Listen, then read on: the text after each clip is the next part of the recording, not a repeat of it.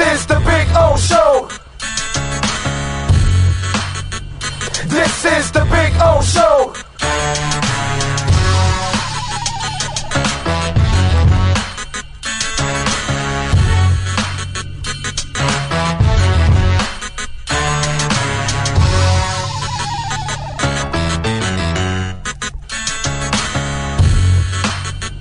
This is the Big O Show. This is the Big O Show.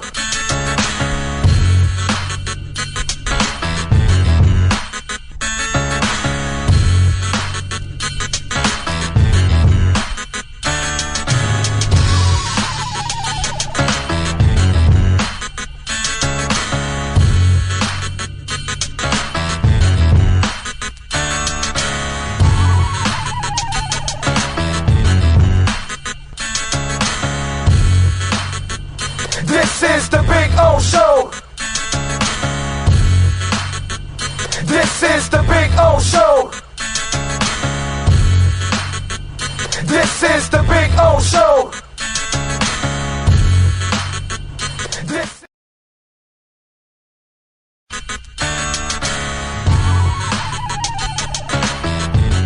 So here we are. I wanted to show you the backyard again because we had some trouble last time, but you know, cuttersedgepro.com does some amazing stuff, and there are the boys and the girl.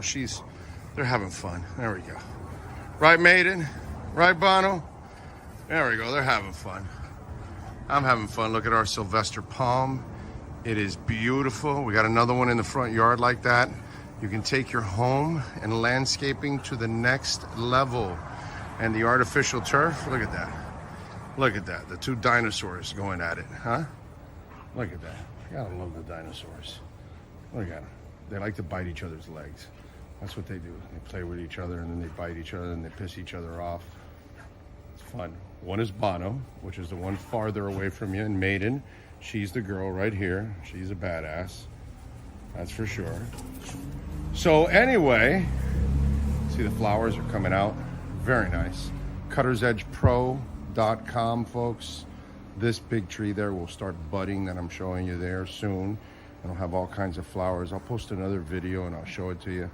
This is a backyard where everybody gets to hang out. Over there in the corner there, I put the barbecue and cook. So that way it's the farthest away from the house, you know. If I light myself on fire or somebody else, we're out in the corner away from everybody.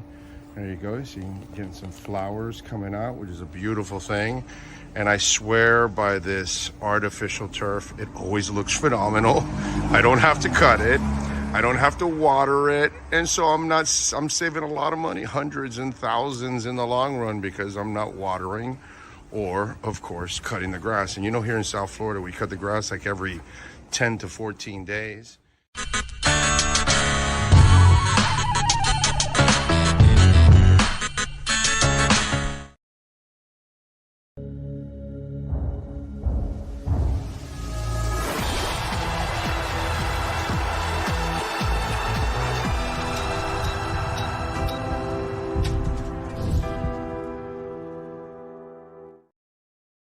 For over 16 years, EJDconstruction.com has provided South Florida residents quality craftsmanship, accurate project management, and exceptional service. That's why EJDconstruction.com is an A-rated member of Angie's List and the Better Business Bureau. When you're looking for the right custom home builder for additions or home remodeling, please call my friend Eric at 305-433-4843. That's 305-433-4843 for EJDconstruction.com.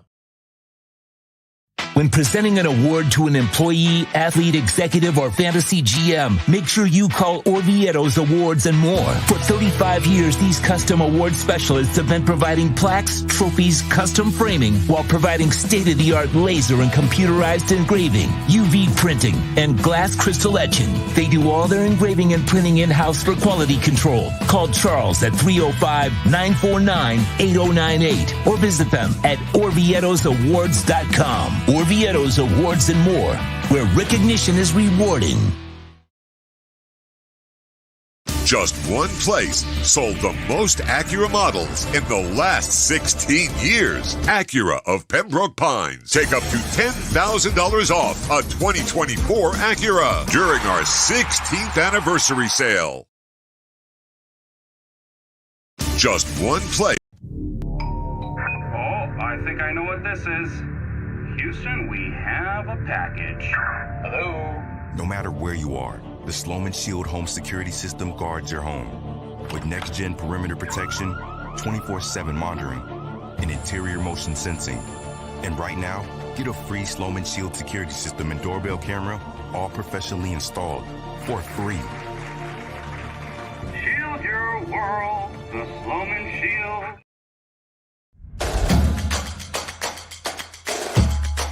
Welcome to Caneswear.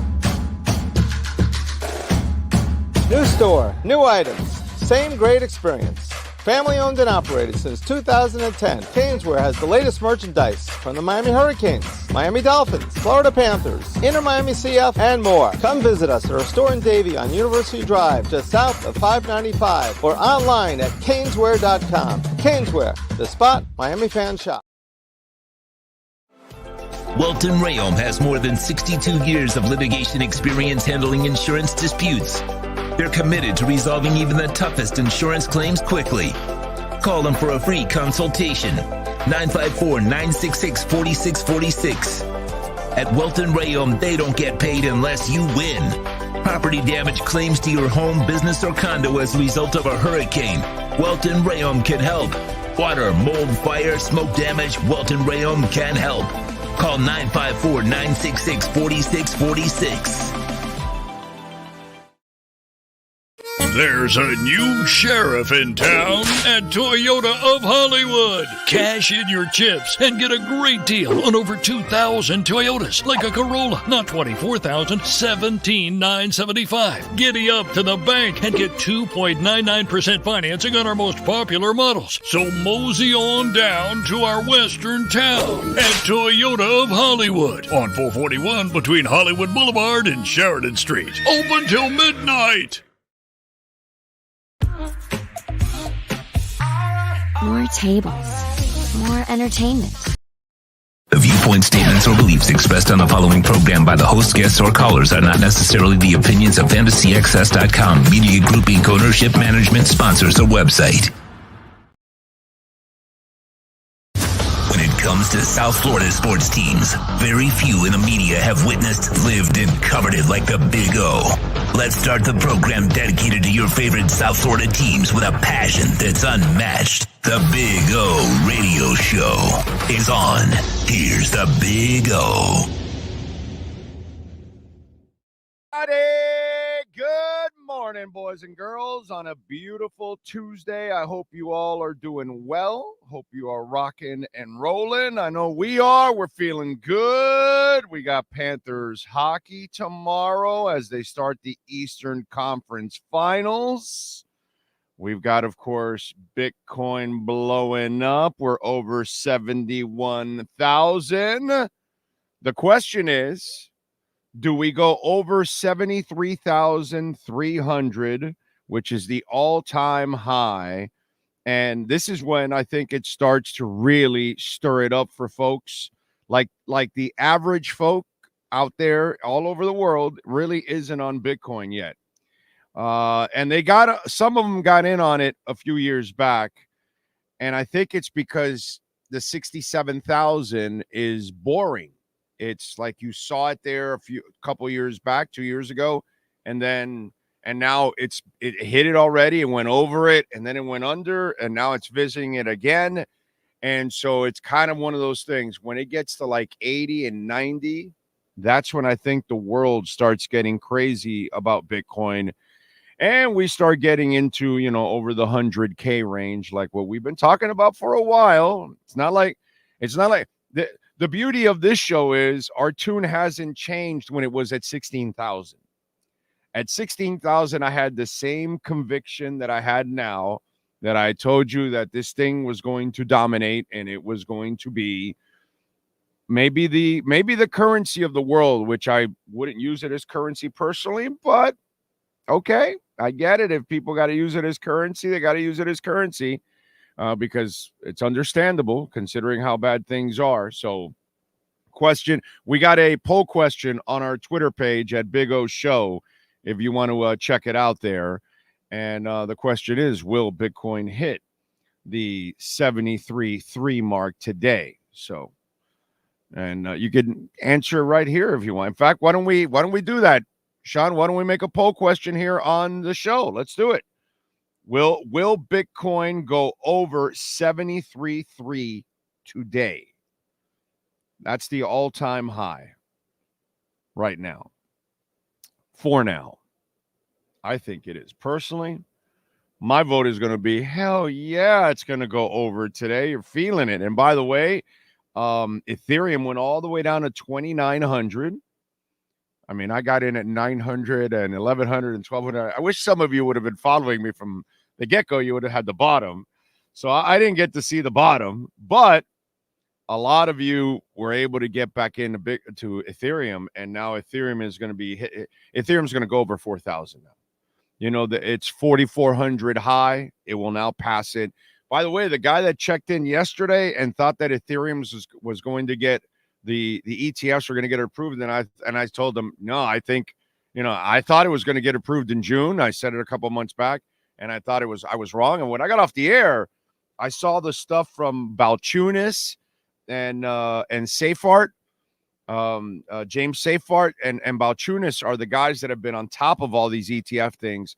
They're the ones that told us about Bitcoin getting approved. Now they went from 25% to 75% of Ethereum getting approved. And then the SEC yesterday told all the companies to straighten out their Ethereum ETFs for approvals. So basically what they had to do was eliminate the staking.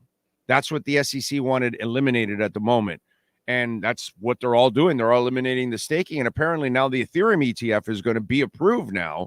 So now Ethereum is, where is it at right now? Ethereum has exploded, dude. It was at 2,900. It's at 3,770. It has gone up $800, nearly $900 in just a few days. It's up 22% right now at 3,770. It will cross 4,000, the 4,400, the all-time high. It's going to crush the all-time high. I've said this before. At the end of this bull run, Ethereum will be between $7,000 and $10,000. So it's at approaching 4. So there you go. Up there. Will Bitcoin hit 70? Cross 73.3 today? I put in my vote for yes right now. There it is, right on our chat board. And please don't forget to smash the hell out of the like button. We got 73 watching. We got 31 that have hit the like. By the way, things are blowing up, right? Matic is up 9%. Atom is up 8%. VeChain up 8%. Polkadot up 8.5%. Atlas up nearly 13%. Avalanche up 13%. Chainlink's been going up the last couple of days. Chainlink will be $100. It's at $16.91 right now, 282 up. Jasmy up almost 6%. Immutable X up almost 9%. Life is good. Life is good. And Bitcoin right now, 70,564. So there we go. And by the way, yesterday the Dow was down nearly 200 points, and Ethereum, not Ethereum, crypto overall was exploding. So kind of interesting how one market was affected and the other one was soaring. Dow is up 40 points, almost 41 points today. The S&P is down 0.5 point, and the Nasdaq is barely down 0.005 of a point. It's not a big deal. So there you go. Oh, did Tyler Herro put his house up for sale? I don't know. I have no idea. No idea. I don't keep up with real estate or something like that. You're going to have to find some kind of entertainment reporter or maybe a beat guy that will have Ira at 10:30. So let me send Ira a question. Let me see.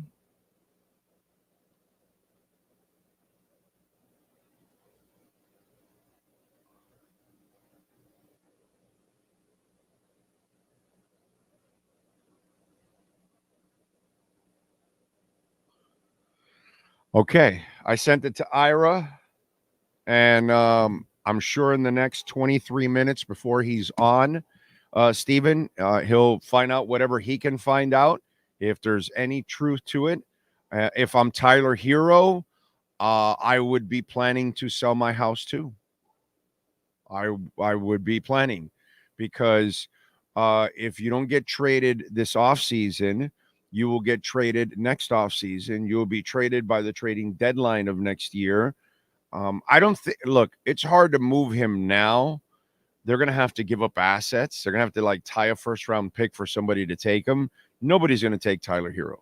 And if they take him, they're going to give you back a bad contract or something. You know what I mean? So that it's just really difficult to move him now.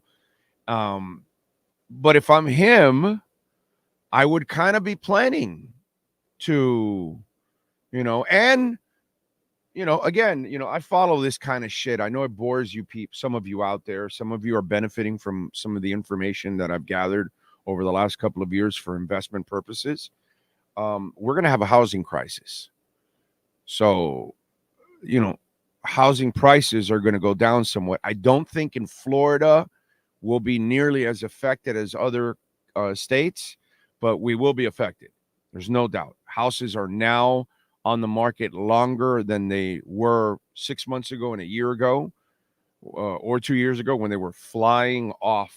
Like the second you put them up, people were buying them in cash right away. Now they're staying on the market a little longer. They're selling still, but there's more on the market. So there's more to choose for the people that are trying to move in. So it's going to get a little harder to sell your house. So maybe, I don't know if his agent's also guiding him in that sense too. I'm not sure. Or he knows, he sees the writing on the wall, but Tyler Herro's not, they've tried to get rid of you already, and you've been a failure overall.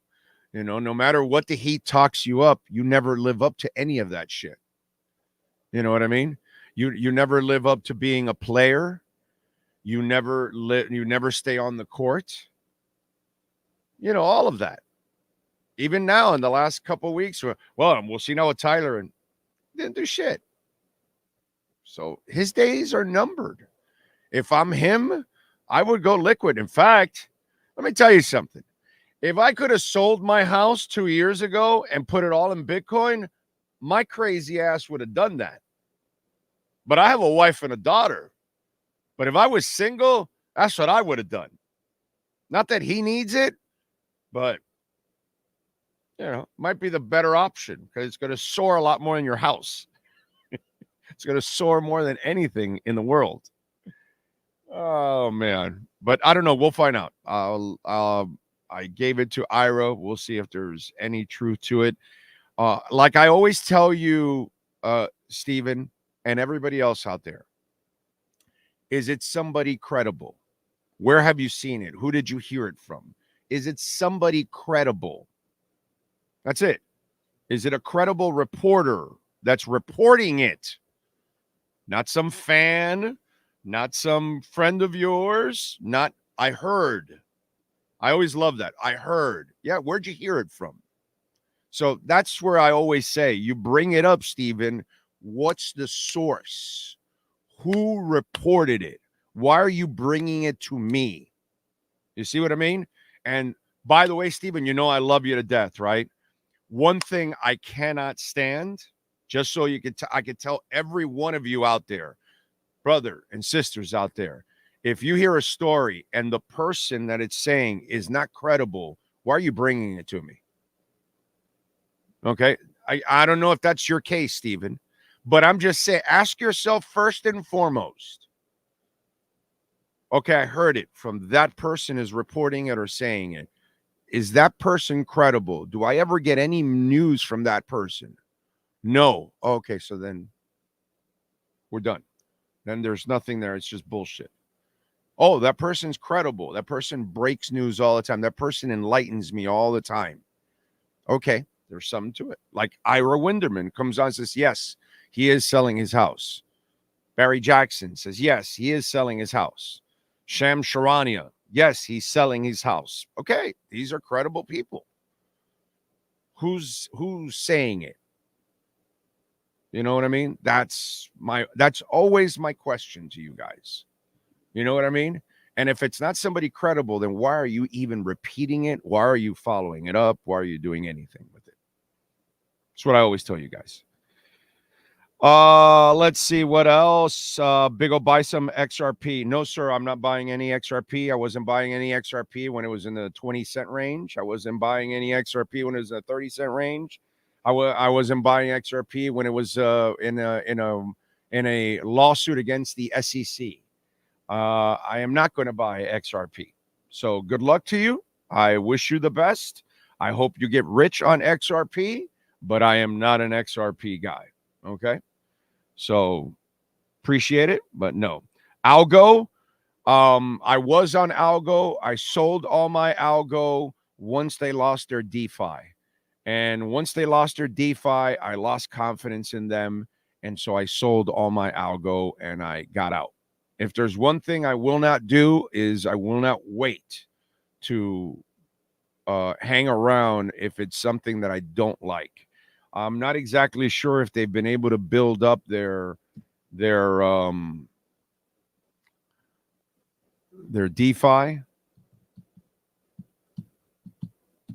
Not exactly sure. Let me see DeFi Llama. And DeFi Llama.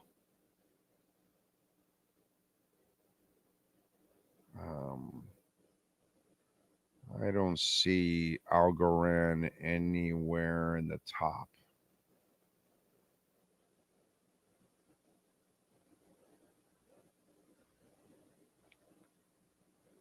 And I've looked at the first 86. I don't even see. I'm kind of doing a quick glance, but it looks to me like Algorand still has no DeFi. And so that's my problem there. Once they lost their DeFi, my brother, I kind of got out.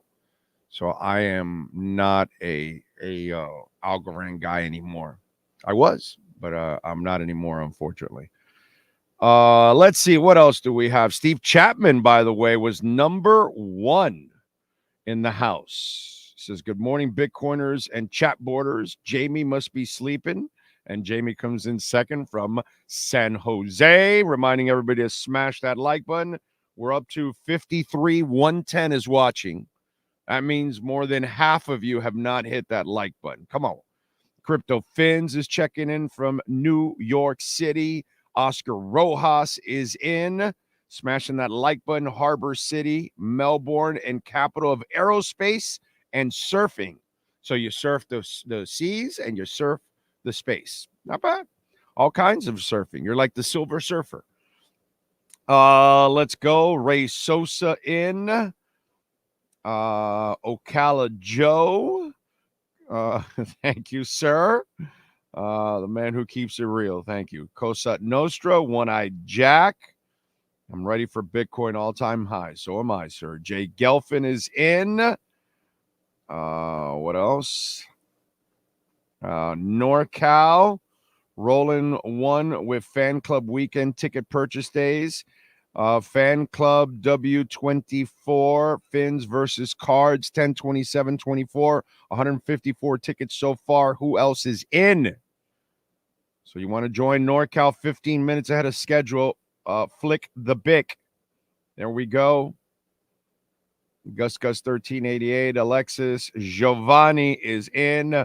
Andrew Harris, Chimp Shock. Oh, I'm primarily an ETH holder. Got it when it was about 1,800. Nice. Have some Bitcoin, but also a few alts coins, i.e. Cardano. Love Cardano. I'm a big Cardano guy. Stay pit in my ETH or convert some into Bit. No, stay with ETH, bro. You're fine with ETH. You're fine with ETH. You know what I mean? Bitcoin, you should have been buying already. You know, you should just. I would not have stopped buying Bitcoin until it really explodes. That's what I keep telling everybody that I know, every friend, every family member, everybody. I've been telling everybody, don't stop buying Bitcoin. Don't ever stop buying Bitcoin until it goes to, until it blows up. Once we start getting to 6 digits and all that, then yeah, you're buying, the slivers you're buying are so little. But as I've told everybody, and it's you should never stop buying Bitcoin because there's only a finite amount. I told you guys a couple of weeks ago or months ago, I think it was, maybe it was a month or two ago, there was 1.9 million Bitcoins left in the reserves. There's now 1.7 million Bitcoins left in the reserves. And they're buying on the amount of Bitcoin that it's not being produced by the miners. And the miners are keeping a lot of the Bitcoin that they're mining. They're not selling it again. They sold their stashes that they sold ahead of time to then build up their banks. So they have money for their equipment, for their fuel, for everything, for the bull run. So what they're going to do is collect this Bitcoin and keep it because it's going to soar. So the miners are not going to be selling for a while. And if they sell very little that trickles out. And that's why I keep telling you, and the exchanges are running out of Bitcoin. So I can't tell you how important it is. I'm not a financial advisor, never have been, never will be. But I'm the same guy that's been telling you since it was at 16,000. So, on its way down, I told you. On its way back up, I told you.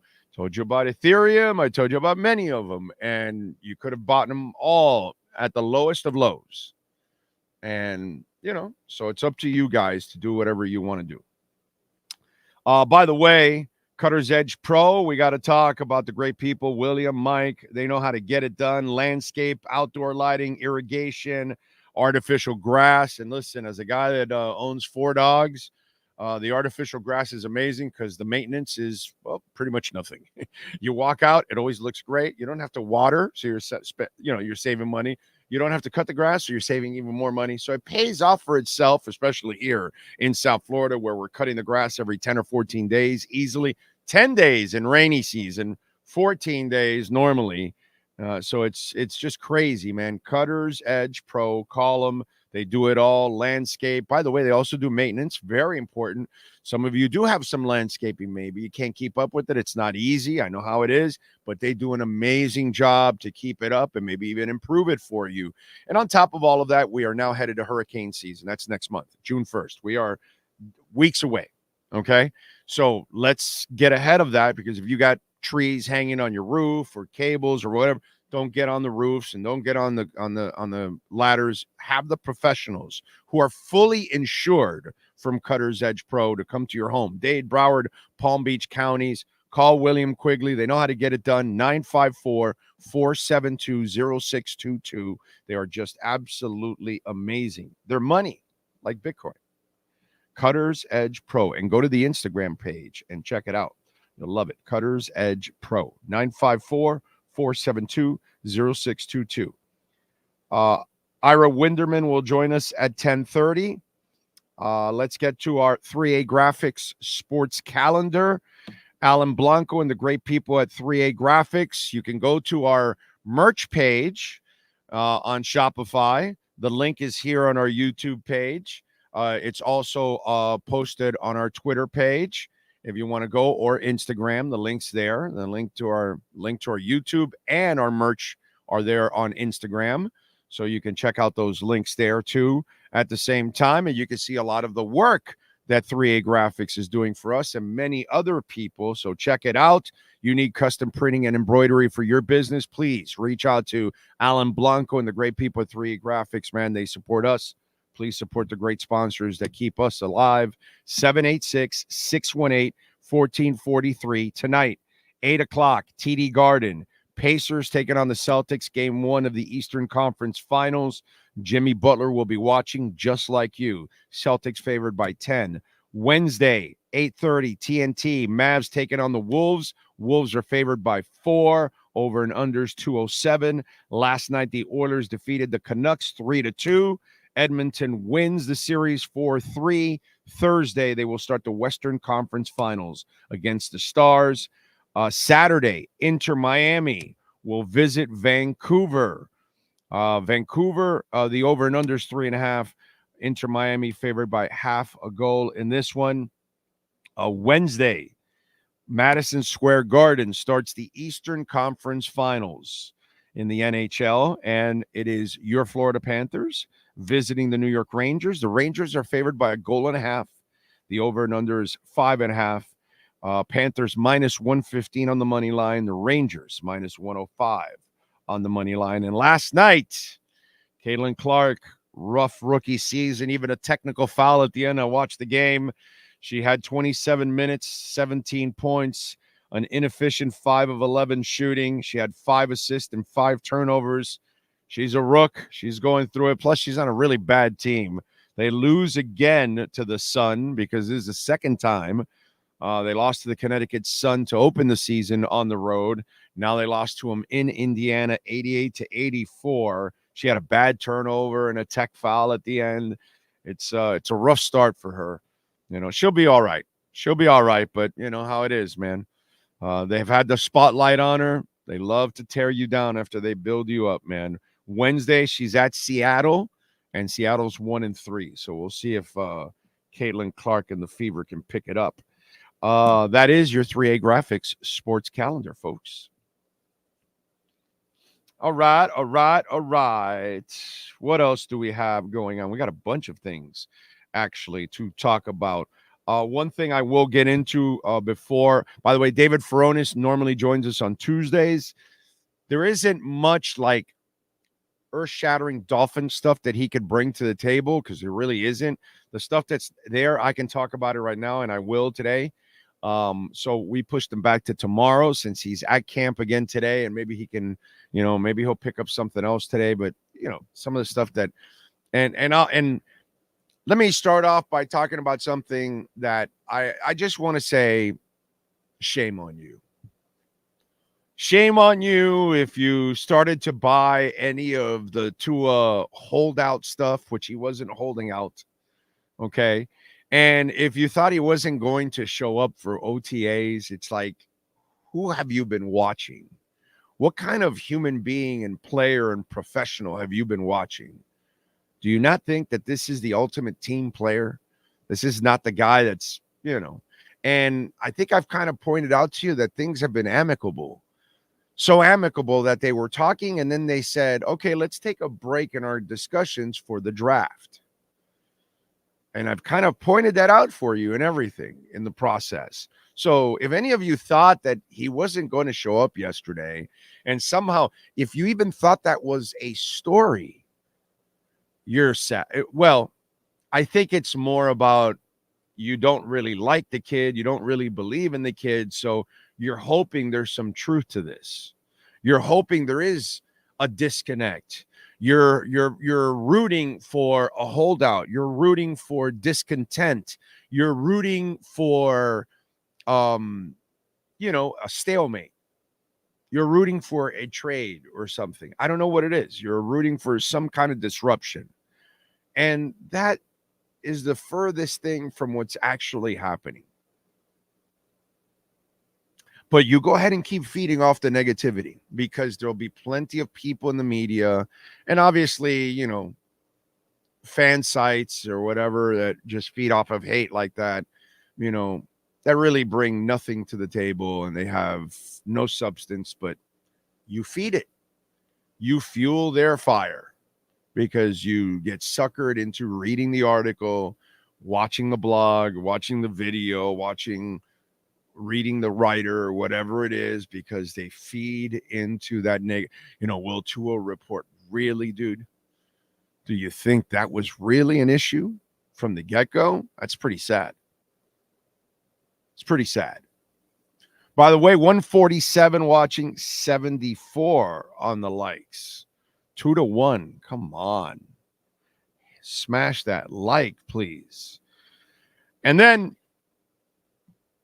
the other one that let me see. Oh, you know what? I don't have time for this one. I can't get into this one now on Tua. I will get into it when we come back because I've got Ira coming up in 3-4 minutes here. So I'd rather not get too much into this one, but I will get into it because it's hilarious. Actually, the Tua hate and the stories that come out and how people want to use them. So we'll get into that one also. But I gotta, By the way, DaVante Parker, happy retirement. He retires yesterday at the age of 31. There's no doubt that he had the ability to play in the NFL at an elite level, but the injuries and his body was just not made for it, unfortunately. He milked it as much as he could. I'll give him credit. It's a shame. I was a big DaVante Parker supporter. I thought the kid had it, and he had it. There's no doubt he had it. It's just there are some guys that their bodies, they're just not going to hold up. And I'll give him credit on this. He didn't give up. The dude never really quit. He kept fighting through it. And as demoralizing as it can be, he kept trying to fight to live a dream of playing in the NFL. So I give him credit that he was able to at least to show the character of trying to fight through, some tough adversity, man. Really, because it's got to be frustrating that you want to play a game, but your body doesn't allow you to play that game because you can't hold up, man. That's kind of screwed up. Okay. Ira does have information. Okay. But I'm not going to talk about it until he comes on. Okay. So we'll talk about it with Ira on everything else. Nyborg is in, I see. Jack Sultan. And Nyborg is a corporate time-stealing weasel, which is a good thing. Heriberto Hernandez has got the Panthers in 7. Manolo Rivera. Hola, mi gente. Hello, everyone. Hit that like button. Yes. Yes. Hit it like P. Diddy. There you go. James Vivinetti, Dude 67, True Fin Fan, Ryan AP, Norberto Roque, Kyle Cockrell, Lisa Rose. Ray says should be a good game between the Panthers and the Rangers. Hopefully Panthers can deliver the same disappointment to the New York fan base like the Pacers did with the Knicks. They will, my friend. They will. Adam Sadowski, GM, y'all. Let's go Cats on Wednesday. Manny Kiza. XRP is the ticket. I hope so for you, man. I hope so. I'm just not a XRP guy. Big O, you got to hear the new Pearl Jam album, Dark Matter. Yes, I have. I've actually heard it, and it's very good. Very good. I am enjoying it. I hope I get to see them again on this next tour. They probably won't come here. I probably will have to travel somewhere. I hated when the pandemic hit and we had to cancel everything. We had 2 nights in Oakland to see Pearl Jam, 2 straight nights. And then after those 2 nights, because it was a Friday and a Saturday, I believe, Sunday we were flying from Oakland to Vegas for the week of the draft. And that was when the draft was going to be in Vegas the first time around, right? And so we were going to be there all week, and I had tickets to go see a couple of other concerts there. I mean, it was going to be a legendary week, dude. That was the Tua draft and everything, all of that stuff. It was just, that was going to be like a 10-day heaven for me, man. And Bill, by the way, Bill was still with us at that time, which kills me every time, man. So there you go. All right. Let's do it. Let's talk a little basketball with the one and only Ira Winderman in our Acura of Pembroke Pines, Miami Heat and NBA report. Heat fans, time for the best insight of your favorite team with insider Ira Winderman, exclusively on the Big O Radio Show. It's the Acura of Pembroke Pines, Miami Heat and NBA report. Here's Ira Winderman. All right. How you doing, Ira? How you feeling, my friend? I am doing good. I know you're going to hit me up with a hard one as I step to the plate here. So I will let. When do we lob softballs on this show? I figured maybe the off season you would, but I know you better, Big O. I've known you better for almost 3 decades when it comes to that. So fire away. I might have to duck out of the way if you're a little too close to the helmet. I got to give the listeners. Steven is the one that brought it up this morning. I had no idea. He asked me, "Hey, has Tyler put up his house for sale?" I don't know. And then I first asked him, "Did you get it from somebody credible?" Because I always ask everybody when they bring me up something, is it someone that breaks news all the time? Is it someone that you can trust, or is it some slappy that's just throwing crap out there, which there's plenty of them? And so I said, look, Ira's coming up. Let me send him a text. That's somebody credible. Let's find out. And you tell me what? I tell you that I went to the real estate sites, and those people don't make stuff up because they want to make real money. And yes, Tyler Herro's home, which was the most expensive in Pinecrest when he bought it a few years ago, is on the market. He already shaved off $800,000 off the price tag from when he initially put it on the market. So by the way, I just told everybody the housing market is actually on the way down, and his agent might have told him, "Hey, let's get ahead of this. Sure. Take advantage, because you're about to say something." And I wanted to throw the business side of it because Absolutely. I follow this kind of shit because I invest, and I know that we're going to have a housing crash. It's going to happen on the commercial side really bad with all the empty buildings all over the place after the pandemic. The real estate market on the commercial side is really going to crash badly. But on the housing side, even though Florida and maybe Texas and Arizona won't be affected as much as other states, will still be more affected. Houses now in South Florida are now on the market longer than they have been in the last couple of years. So it's not the same market it was. So there could be a little bit of that, or it could be that what you told me, he could be buying another home also. And you see it all the time. Jimmy Butler 2 years ago, in the middle of his contract, sold his home in Pinecrest. For a lot of people, it's location, location, location. And Big O, you know it from where you live.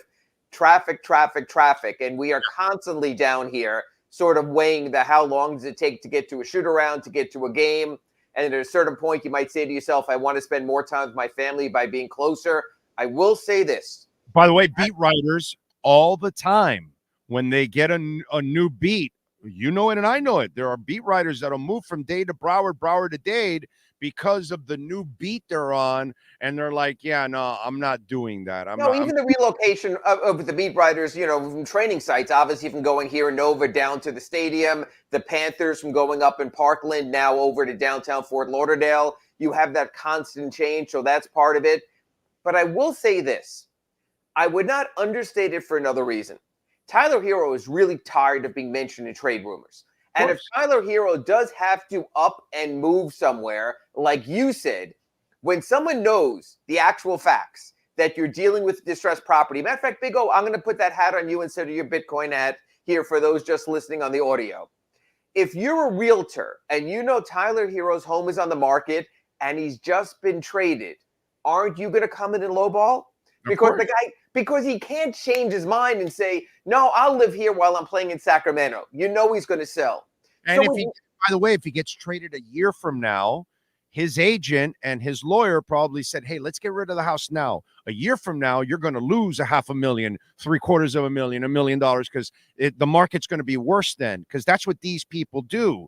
They know what's coming ahead. They see what's coming ahead, because once we pass the elections and we get to mid-2025, where we're at right now, trust me, baby, markets are going to be in the red and things are not going to be good. Things are going to get nice and even better leading up to the election. And then post-election, things will start to decline. And that's probably what his people are telling him. So if you get traded by the trading deadline or next offseason, we're going to lose a lot of money here on this house. Let's get rid of it now. As a matter of fact, I'll even sort of put up a little wager, and I'll let you make a prediction on this for a couple. Because he can lease for now. He can sell, and then he has options. When you make $120 million, believe it or not, you have options. And yet, Big O, if I were to ask you on this Miami Heat roster right now, who is the player most likely to get traded? If anyone gets traded, who would you say? Well, I think first Jimmy Butler, because I think that's the one that can, if they can do the Philly thing, because that seems like that might be the marriage that you might be able to make. Next would be Tyler. My problem with the Tyler thing, I don't think there's a market for him right now. I think the market's even worse than it was in the offseason because of all the time he missed. And then when he came back, he had some moments to really shine, and it didn't shine enough. So I don't think he put enough for trade value on the other side. So I'm going to go Jimmy first, and then out of desperation, Tyler. But I'm afraid they would have to tie like a pick. But that's it. But that's what I'm saying this. I think Tyler is more likely to be traded because you can merge him with other pieces. Matter of fact, I finished an Ask Ira question I'm going to post tomorrow at sunsentinel.com. You can make an argument the Miami Heat have never had more tradable assets at reasonable price points than they do now.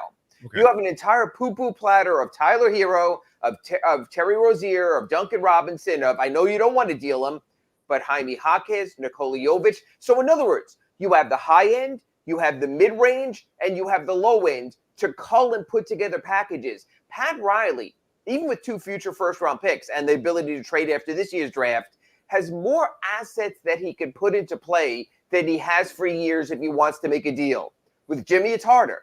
It's one $50 million nut, and I don't want to call him a nut, but a troublesome player also who has limited landing points. The one thing about Tyler, you either respect his game or don't respect his game. But I don't think you have the kind of Jimmy Butler concerns of, is he going to work in this locker room? Is he going to be committed to us, or is he going to act out? Tyler's never acted out. He's gotten injured. He's been, as Pat Riley said, fragile, but he's always been, he has that basketball Jones he wants to play with. Jimmy, it's different. So that's a good person. Good person. Come on. Yeah, so I think Tyler might be more of a trade possibility than Jimmy just because of other pieces you can put him with if you want to sort of shuffle the deck a little bit, and I think the Heat sort of have to now looking at where the playoffs are standing. Yeah, no, I mean, this situation is just going to be really difficult to kind of navigate. Have we heard anything from the Butler camp at all? Do we know anything about what their intentions are and that kind of stuff? We all know their intentions are. You don't have to read tea leaves. The moment on July 6th at 12:01 a.m., they are going to make a call to Pat Riley or Andy Ellisberger or whoever they have to. We are looking forward to sitting down with you as soon as possible to discuss an extension for Jimmy Butler. They will pass that along. Now, what the message coming back will certainly be very nuanced and maybe not immediate, but they will seek their extension. This is not a news break. We all know that at the first available window, Bam Adebayo will seek an extension.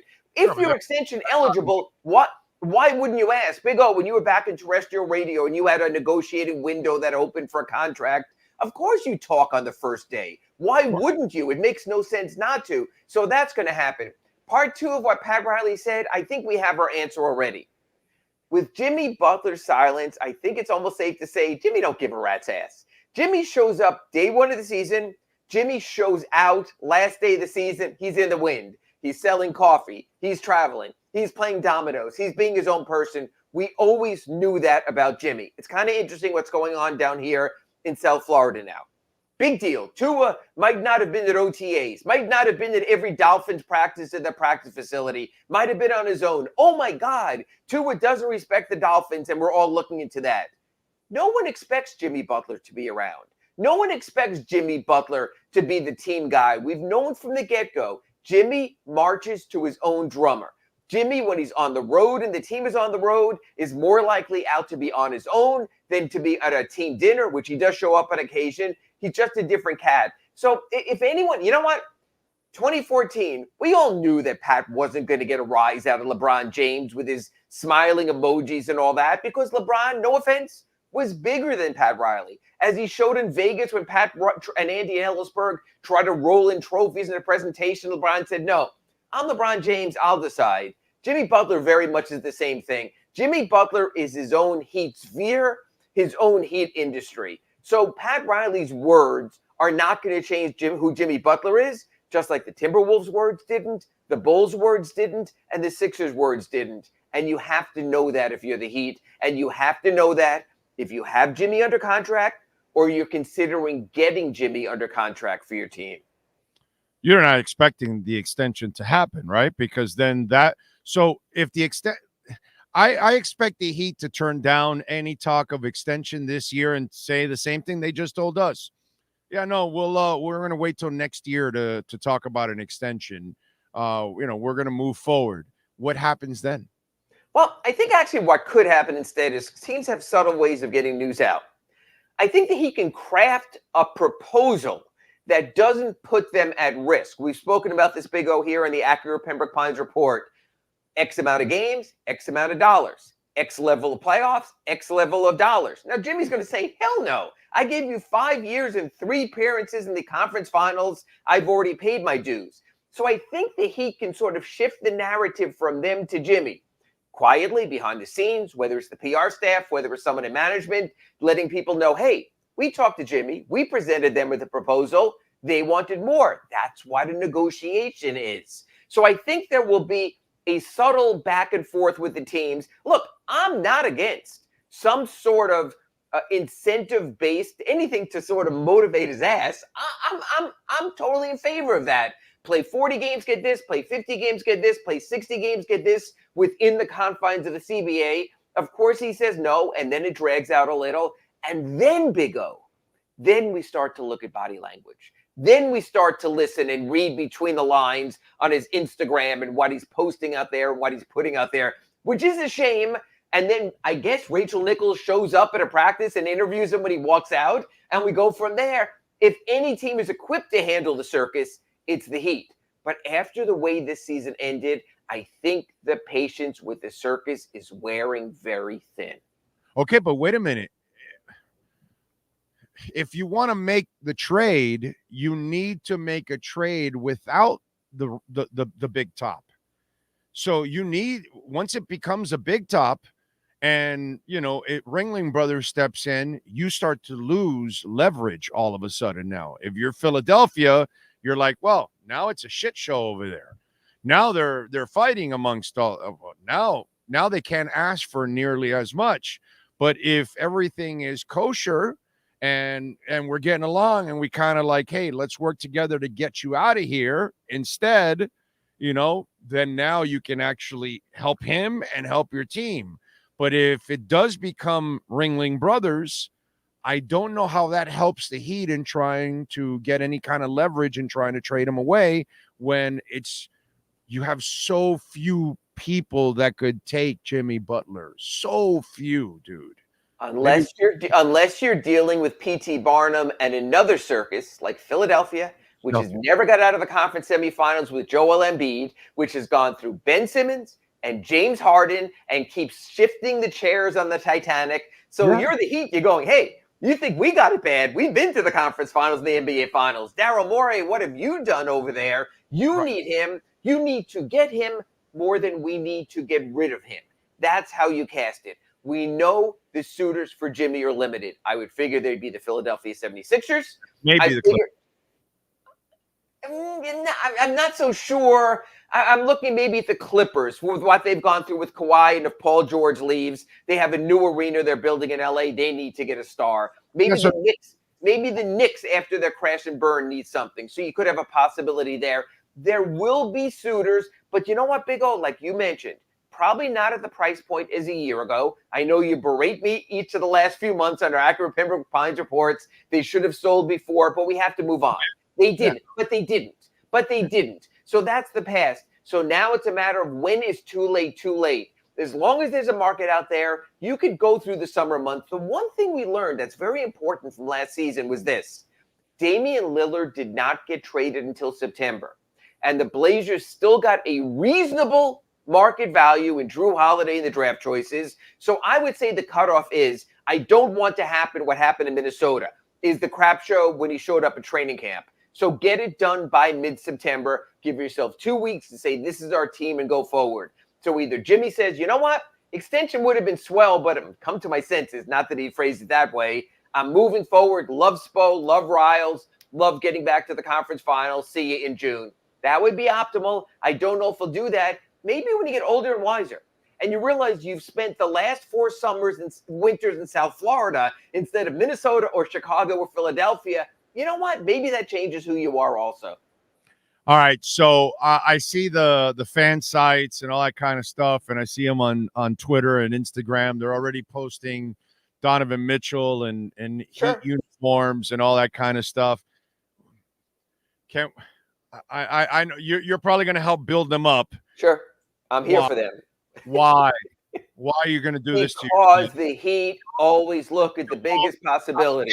But you don't have the ammo. You do. Plenty will outbid you. You do. Pat Riley already told you what he didn't want to do. I don't care what you know what? God bless Pat Riley and his icon. I don't care what Pat says. I don't care what Pat says publicly. No team and have no bench. So why even make the trade? Because Pat Riley has always been a star. I guess you kids use the word effer or whatever. That's who he is. That's what he is. That's why every time Kevin Durant's name has come available every other year, the Heat have been linked. That's what he does. He can, you can talk all you want about bench and you can talk all you want about depth. Boston doesn't have any depth this year. Don't tell me about Luke Cornett and Sam Hauser and Peyton Pritchard, and they've been just fine. Their bigger problem is their stars just kind of coast.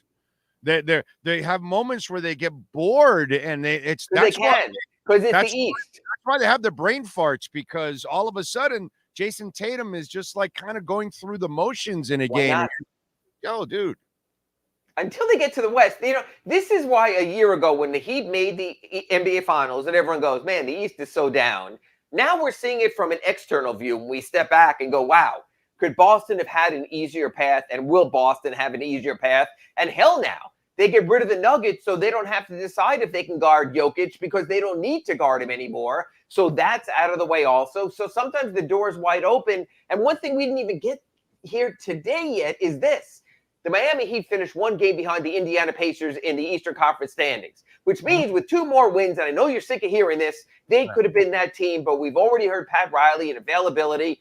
But Big O, if it doesn't make you throw up a little bit in your mouth, what could have been if the first 82, they would have put 1 iota more of desperation and care into it, you're seeing it now.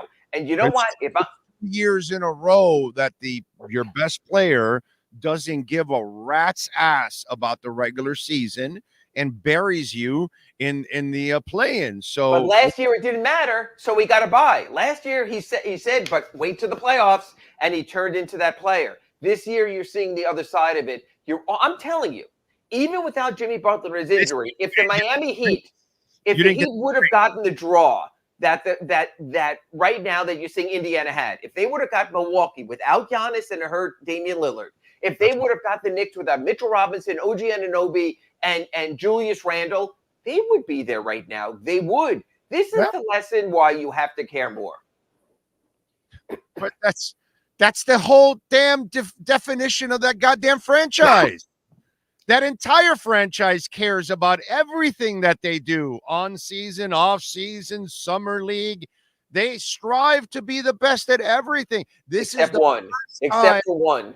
This is the first time in Pat Riley's 25 plus years that there's an employee that completely goes against the entire grain of There have been some who've had moments, and then Pat Riley fights Shaquille O'Neal in practice. Yeah, you're right. But for an entire season, if you want to be Todd Day or Deadman or whatever, or loses his shit the second you bring back he gets rid of your ass. But in this case, he's so stuck with this right now that it's not that easy to get rid. You might be stuck with Band-Aid, but you can't get Band-Aid off of you. It's just too stuck there right now. This is a situation he's never had before, because the people that even when Shaq got out of line, but at the end of his thing, that they were able to just dispatch it right away. This is one that has never happened to this franchise, dude. This has just never, ever happened that one person has completely changed everything that you do. It's the weirdest thing, dude. I would have. And they knew what they were getting in bed with. Happened to Pat Riley. This is something I would have never guessed. And they knew what they were getting in bed with. You know what? And as you get older and more desperate, you take chances, you take risks, and now you have to dig your way out of it. No, wait, hold on a second. You kind of knew that he was a hard ass, but that's fine. But you knew he was a hard worker. All of a sudden, you didn't know that he was just going to stop being a hard worker in the regular season. That's not what he was ever. And so all of a sudden, he threw a curve at you that none of us really expected. He could be a hard ass. That's fine. If there's a couple of days off that you need, that's cool. But an entire regular season, come on, dude. I mean, He never saw 34-year-old Jimmy Butler, and as Jimmy gets older and realizes his limitations, you have to realize your limitations with the players as well. It's going to be a fascinating offseason. More importantly, if Jimmy does come back and they find their way, I want to see if there's more of a Pat Riley voice when Jimmy does take a game or two off. And if Pat Riley comes out and says, hey, if Jimmy can be out there, we need him out there. Maybe Pat needs to take that onus off of Eric Spoelstra, even with a one-voice franchise, and he needs to be the one next year where he walks around to the media practice and says, man, we really could have used Jimmy last night, and I hope he finds a way to get himself in the lineup for the next one. Maybe that's what follows.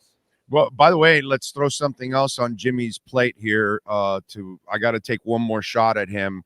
You know, everybody else has kind of done their job of trying to be a recruiter. Even Wade, not being on the team, has been the best recruiter for this franchise. And we keep waiting for Riley. Riley's not recruiting anymore. He's too old to recruit. And Jimmy has not done a good job of trying to bring that other star. Lowry was a terrible job, you know, overall. And that's one thing that I will say, because I know that Bam is friendly with others out there, but I don't know if his lack of not being like, you know, so out there and being that guy like a star wants to be, maybe that doesn't help him in trying to recruit somebody. But I think that's one thing that's kind of hurt this team here. They're not strong at recruiting a star. I think they do have two things. You hear everyone talk about Eric Spoelstra. Players want to play for him. He's sort of the new Pop, the younger Pop. You have that going. Two, Bam has the type of game, if I'm a star, I want to play with. He doesn't demand the ball. He wants to play defense. He loves to make himself some passes. So I think they have good recruiting tools out there. And like you said, I don't want Jimmy to be recruiting because thank you, you brought Kyle Lowry. You're done. You can just show up and play the games. We don't need that anymore. That was probably one of the bigger mistakes, acceding to his desires, just like they thought they were with LeBron James and Shabazz Napier. Yeah, that one was absolutely rough. All right, what do you got going on the Sun Sentinel so folks can check you out? 2 o'clock today, the NBA will be announcing its all defensive teams. Bam Adebayo will make first team all defense for the first time in his career. Another nice step forward, still trying to chase defensive player of the year. Tomorrow, the NBA will announce the all NBA teams. If Bam makes one of the three, not position specific anymore, he will be eligible for a Supermax. I know what the Heat might say publicly, but he would love nothing more than Bam not to make all NBA, because they don't want to have to pay him the Supermax, because God bless Bam, he's honestly not a Supermax player. So I think that's going to be interesting. The Ask Ira I posted earlier today, I think the Heat need an offensive intervention. We've seen what the Indiana Pacers did to get to the Eastern Conference Finals. Scoring matters. The Final Four teams in the NBA, all top 7 offenses this season, 3 of them top 4 in the playoffs. You have to score. I know defense, I know guts, I know things painted on the court. This team needs to have a better offense. Maybe they need to bring in an offensive coordinator.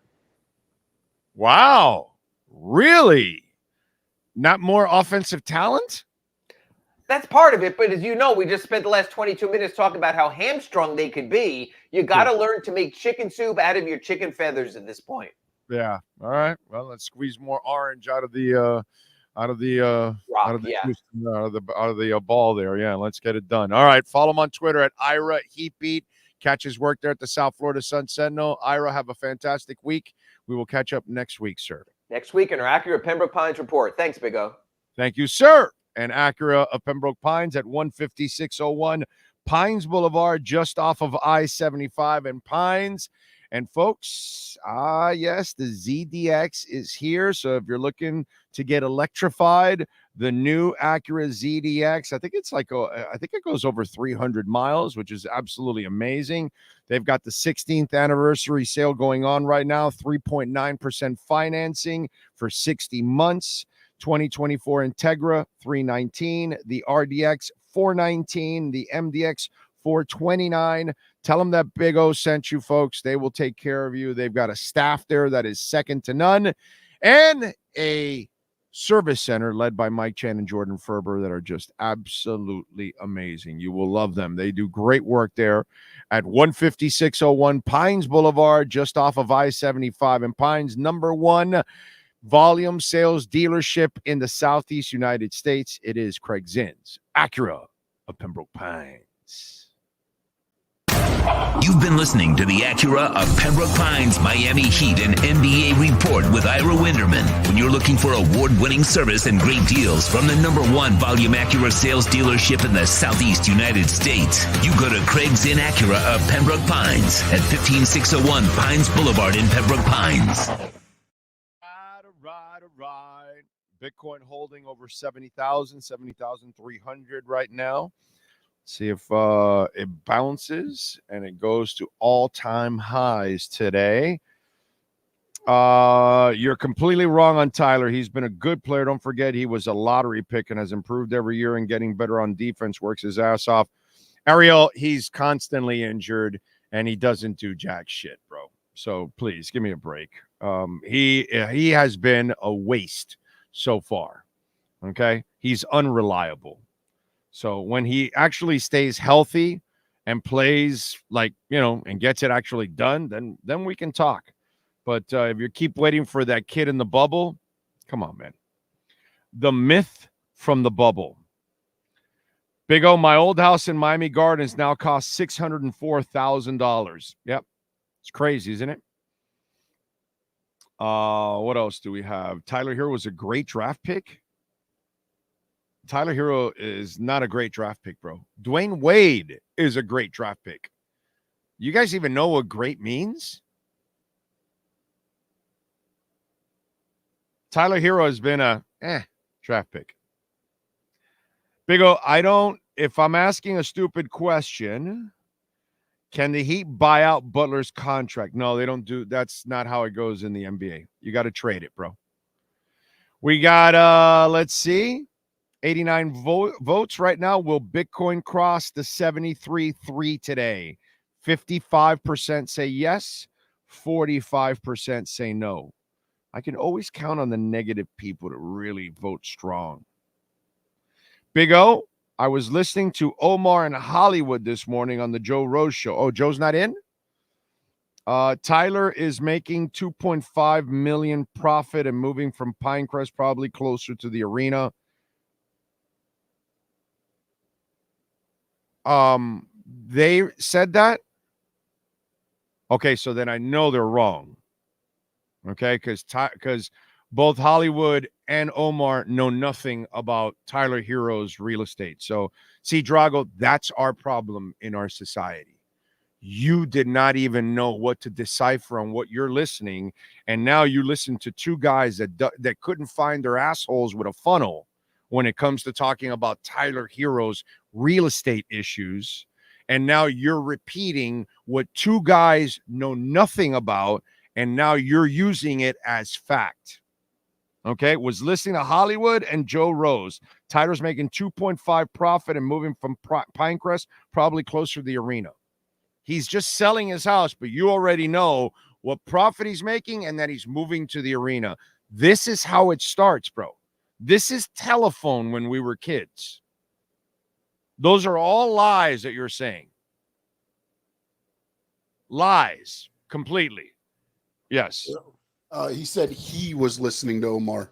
I think he was responding to whoever the that's person what I'm saying. No, I thought you were saying Drago said it before.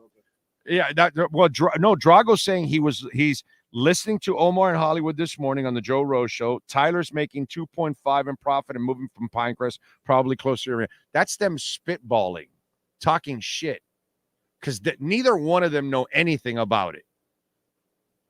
Nothing.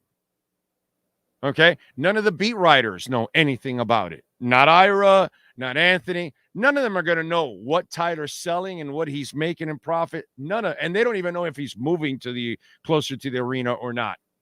They have no idea. Zero. That's all made up shit right there.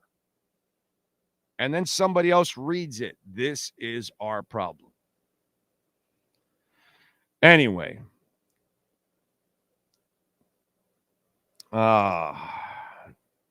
Josh is in. Gordon Shumway, I see. Big O, Bitcoin has maybe an ROI of 2 or 3x in this bull run, while XRP has the potential of 50x in this bull run. Brother, whatever floats your boat. That's fine. By the way, Manny, I got Bitcoin at 16. You're fucking terrible at math.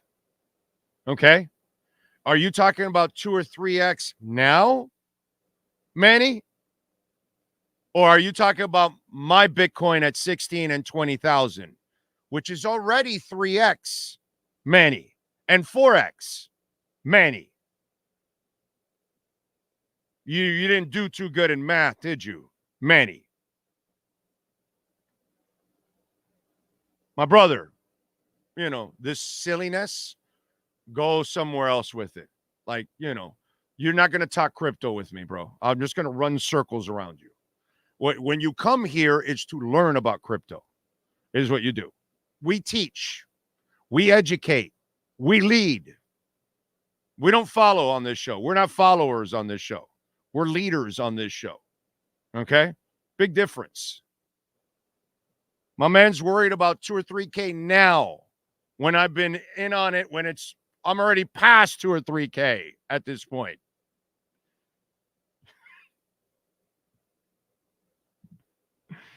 Go talk with the rookies in your office, my man. Anyway, by the way, Bitcoin will go up perpetually. That's the difference. And you might want to look up the definition of perpetually. There's the difference. There's only 21 million, and about 3 or 4 million are lost already. So think about it. There's probably about 16, 17, maybe 18 million Bitcoin really when they're finished and they're all mined. So Bitcoin is not about just this bull run. That's altcoins, my man. Okay? Bitcoin is about lifetime. It's perpetual. Okay? All your altcoins, you're going to buy and you're going to sell and you're going to get out. Bitcoin, you don't sell and get out. You can sell some, but you don't really want to get out because it's going to grow perpetually. XRP will not grow perpetually. Cardano will not grow perpetually. Understand that. Ondo is not going to grow perpetually.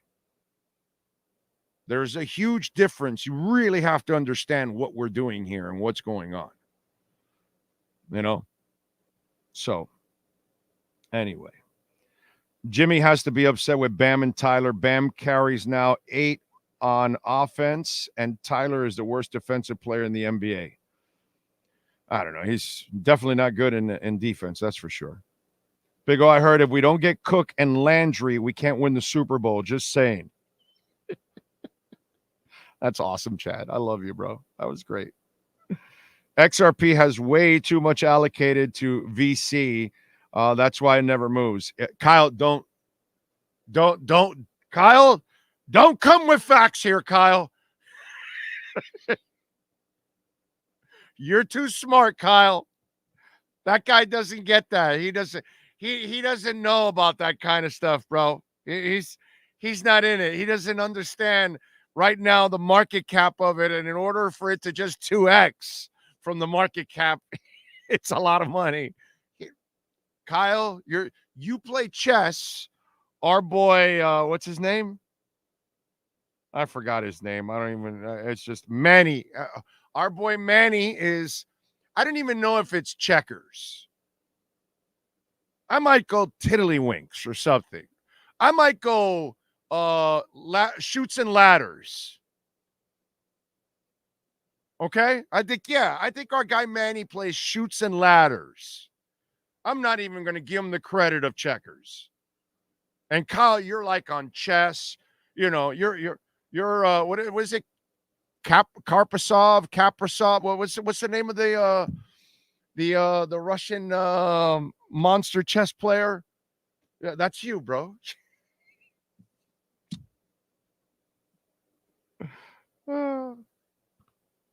See, I can count on Kyle to come in with intelligent stuff, That's, the other guys, XRP is going to 50x. Did you see the market cap, bro? Do you know what it would take to 50x that? Oh, man. Funny. Some of you out there, man, I'm telling you, you believe just some of the craziness that is out there, that they fill people up with a lot of misinformation. It's sad actually, because you're losing your hard-earned money, and that part for me is unacceptable. That's why I'm big on trying to be accurate as possible. I'm not going to be perfect, but I'm going to work my ass off to get you the right information one way or the other, so you're not misled one way or the other. That's what we try to do on the show, and I think if you watch over time, we're pretty successful at it, and you should appreciate it, because there's a lot of misinformation out there, man. A lot of misinformation, and it's a shame. It really is. Am I holding Ethereum or no? I'm holding Ethereum. I'm holding Ethereum for a while. Bitcoin, I don't sell. I don't plan on selling. I plan on just giving it to my daughter. Not that I have anything to get me rich or anything, but at least whatever I have, my daughter will have, and then it'll be worth more for her down the line. And my Ethereum, I'm probably going to keep it for a while. I'm not rich, so I don't have like a ton or whatever, but I probably will keep that one for a little while, because I think that one's going to grow pretty strong. So once I think I get past 10K, then I can start to think about selling some, but yeah, I think it's going to climb. It's going to climb quite a bit. Let's see. I'm not even a rookie, but I'm open to the Bitcoin talk and knowledge. You should, Andrew. You should. You should have been the last couple of years with this show, if you were on this show the last couple of years. Let's see, what else do we have? Connect 4. You know what, Chad? But then that means he has to count to 4. Chad, do you think Manny can count to 4? I don't know, man. I don't know. Big O, would you ever get Mark Duper or Clayton? Heck, both of the Marx brothers. I've had them on the show. It's just there's like, I don't like bringing people on just to bring them on. You know what I mean? There has to be something worthy to talk about or whatever, and So, but yeah, I've had both on. In fact, I think I have Duper's cell number and everything. I know I lost one phone a couple years back. Yeah, I have it. So yeah, I used to see Duper all the time over at the Senior Bowl, because he stays all the way to the game, and then in the barbecuing and all that, I would always see him there. Andrew Moore says, don't laugh, but blind ass fan here. Marlins have been playing a lot better. Who? Marlins. I don't know what that is. Stupid chat. Stupid chat. Run for cover. Grab the earmuffs. Hide the children. Our IQ is being sucked into a wormhole. Save your brain cells. Stupid chat. Stupid chat. Stupid chat. I'm being told it's not good, so I don't know what that is. I don't know. I like to eat marlin. We can do that, but that's about it. Yeah, I don't know anything about anything. No marlins on this show. Let's see. Connect 4 is going to make Manny think. I'm with you, Steve, because the diagonal will confuse the shit out of Manny. That's all you got to do. Kind of like make it where you're forcing him to think diagonal, and there's no way that Manny ever wins in Connect 4. So I would go with that. Mark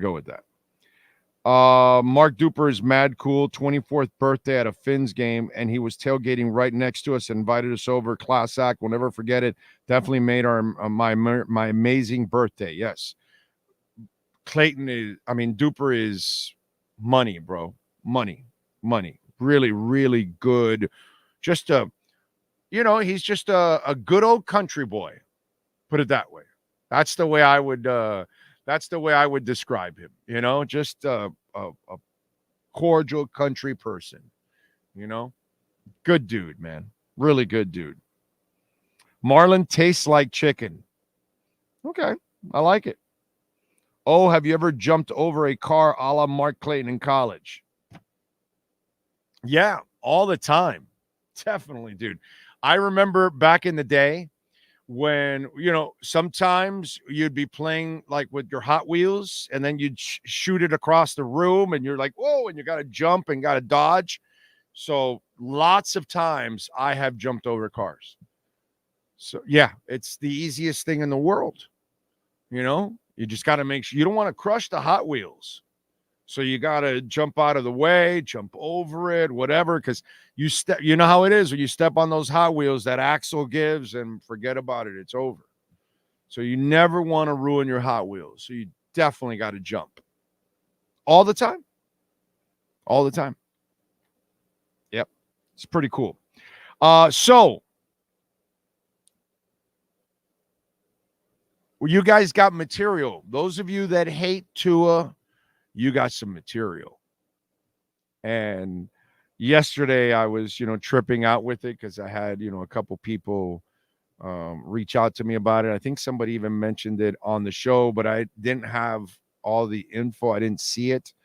So it did happen. Jordan Poyer was at a event in Buffalo. And in that event, he praised Josh Allen and said, you guys have the best quarterback in the NFL. And I got to tell you something. I love it. I love it that Jordan Poyer did that. And I'm going to love it for all the right reasons, not the wrong reasons. See, the Tua haters, the Tua disbelievers, they use it as some kind of ammunition.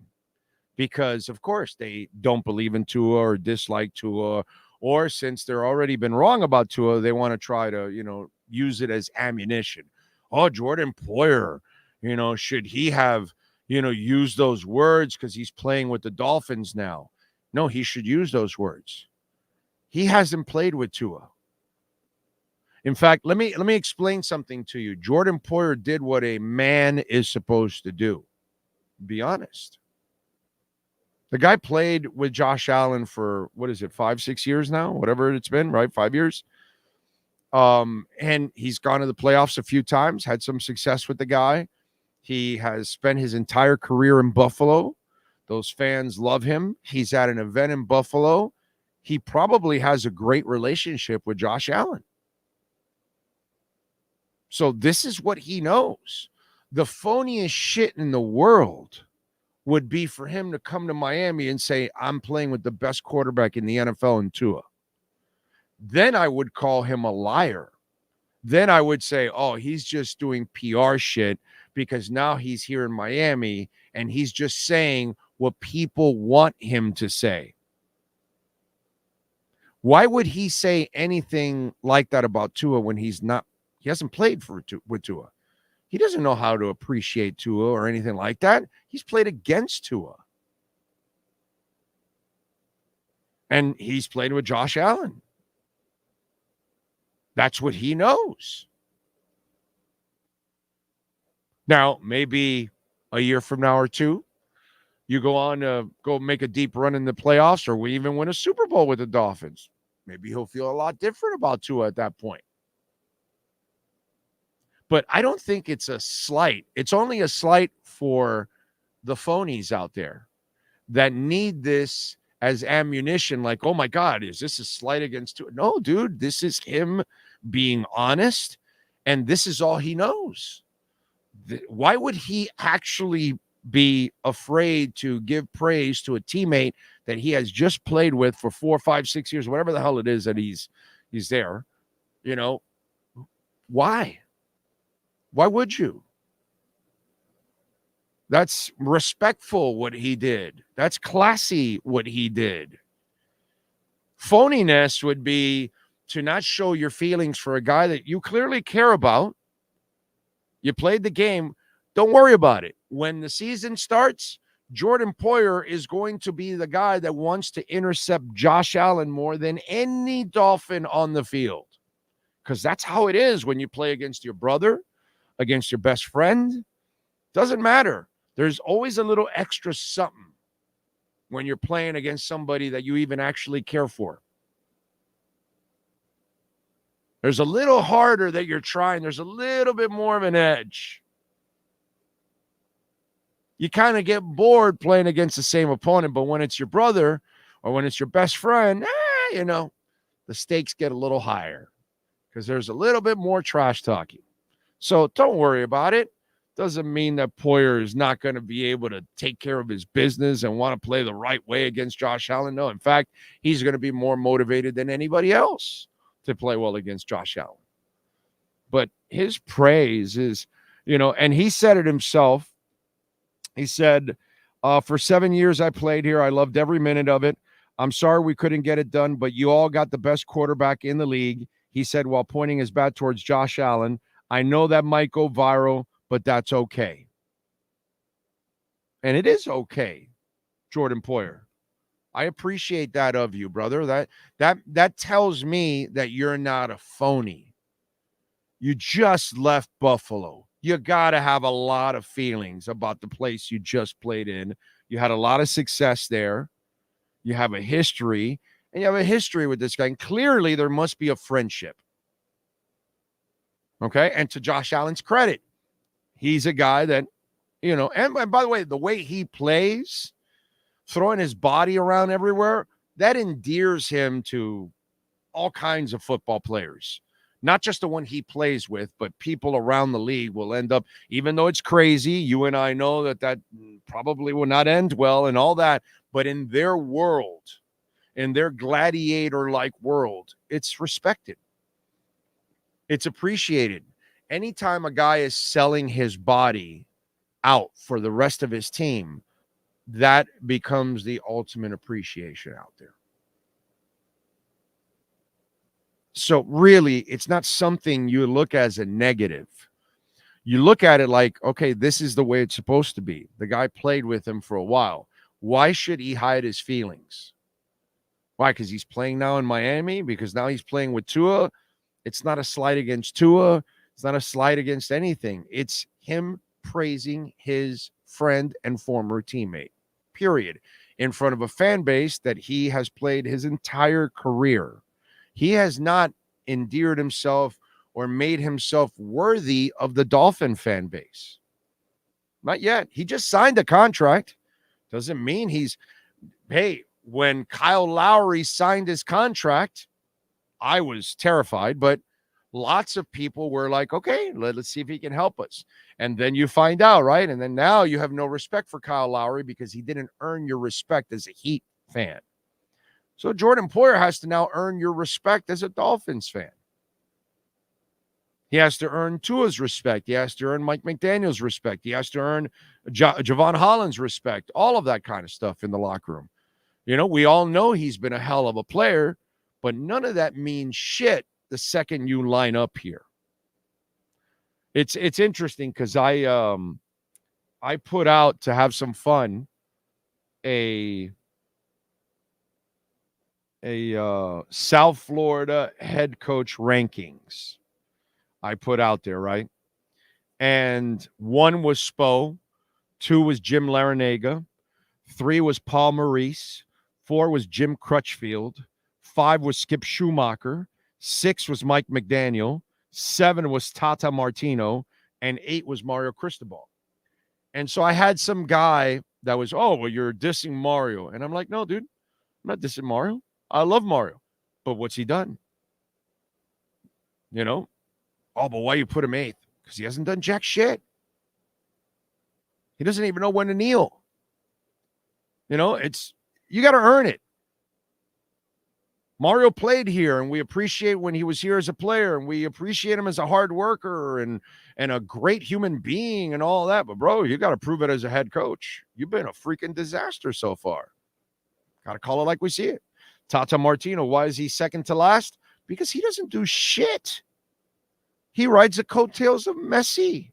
Do I give a shit what he did in Atlanta? Has nothing to do with it. It's his rankings here. Mike McDaniel. Why do you think I have Mike McDaniel behind Skip Schumacher? I know Mike McDaniel has a great offensive mind, but he constantly falls short. So what am I supposed to do?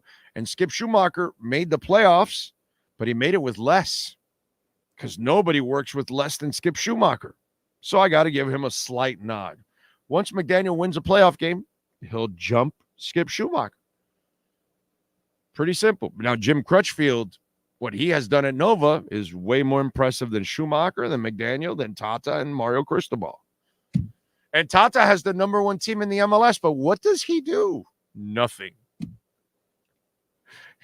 Nothing. He is not a difference maker, bro. Messi misses a game, and you're at risk of losing the game because there is zero offense. He and Mario are one of the most and I bring it up because the rankings are based on what you've earned, and McDaniel's down at 6 because, he's got a great mind, but on game day, he is a complete brain fart. Makes 100 mistakes on game day. Tata Martino doesn't do anything except stand there with his grayish purple hair. That's it. And Mario Cristobal doesn't even know how to kneel. So you got to earn it. So Jordan Poyer did what he's supposed to do. He played in Buffalo. He loved it there. He had a lot of success there. Now he's got to come here and earn it. He signed the contract here. It doesn't mean shit. It's up to him now to prove it. And in the process, maybe he'll go about appreciating Tua Tagovailoa when it's all said and done. Or maybe he won't. Who knows? But what he did, you can tell the people that use it as a shot to Tua, those are the people that have something against Tua. So anybody on radio, on a blog, on an article, on, fan sites or whatever, if they're using that as some kind of a negative or a slight towards Tua, it's because that's the way they always see things. But what Jordan Poyer did and said was the right thing to do, the right thing to say, because it came from his heart. And if he would have said anything else and he would have used Tua as his guy, that would have been the phoniest shit in the world. That's where I would have called him a liar. So, Jordan, much respect. Much respect. And extra respect because you have Rachel Bush.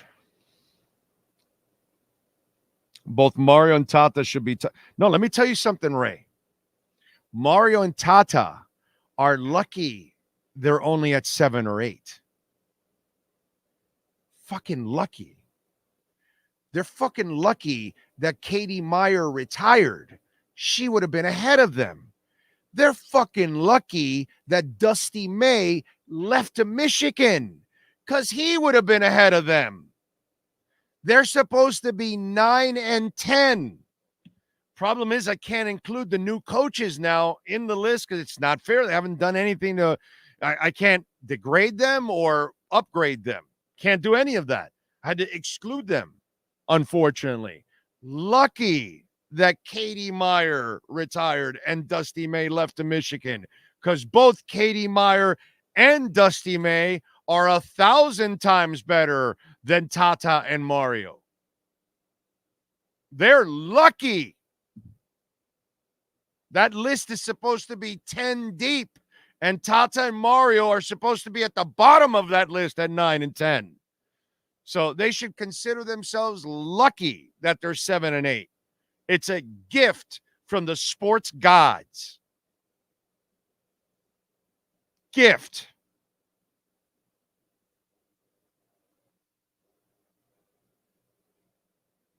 Skip is working with less than everyone else. I'm crying and laughter. It's so true. Poor Skip. And of course, he will be a hell of a manager at the next club. Yeah, he'll be gone next year.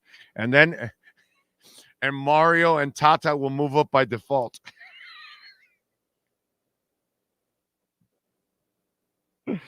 I really hope Mario has a good year. I'm really praying that Mario turns the corner on you. I need Mike McDaniel and Mario to turn the corner on game day. Those guys are brutal on game day. Holy shit, they're bad. They got to get better. Cap for Life says, I knew about the Poyer news 2 days ago. Out of respect for this, out of respect for this program, out of respect for the program, I kept my mouth shut during the 24 hours Tua held out. Yeah, it's just well, the holdout is not really a holdout. It's he was doing some other stuff that's not really a holdout. So that's the problem. The people that call it a holdout, I already know where you're at. It's not a holdout, but you know, the people that don't believe and all that, like you, Cap for Life, will use it that way. The way you phrased it exposes you. I already know.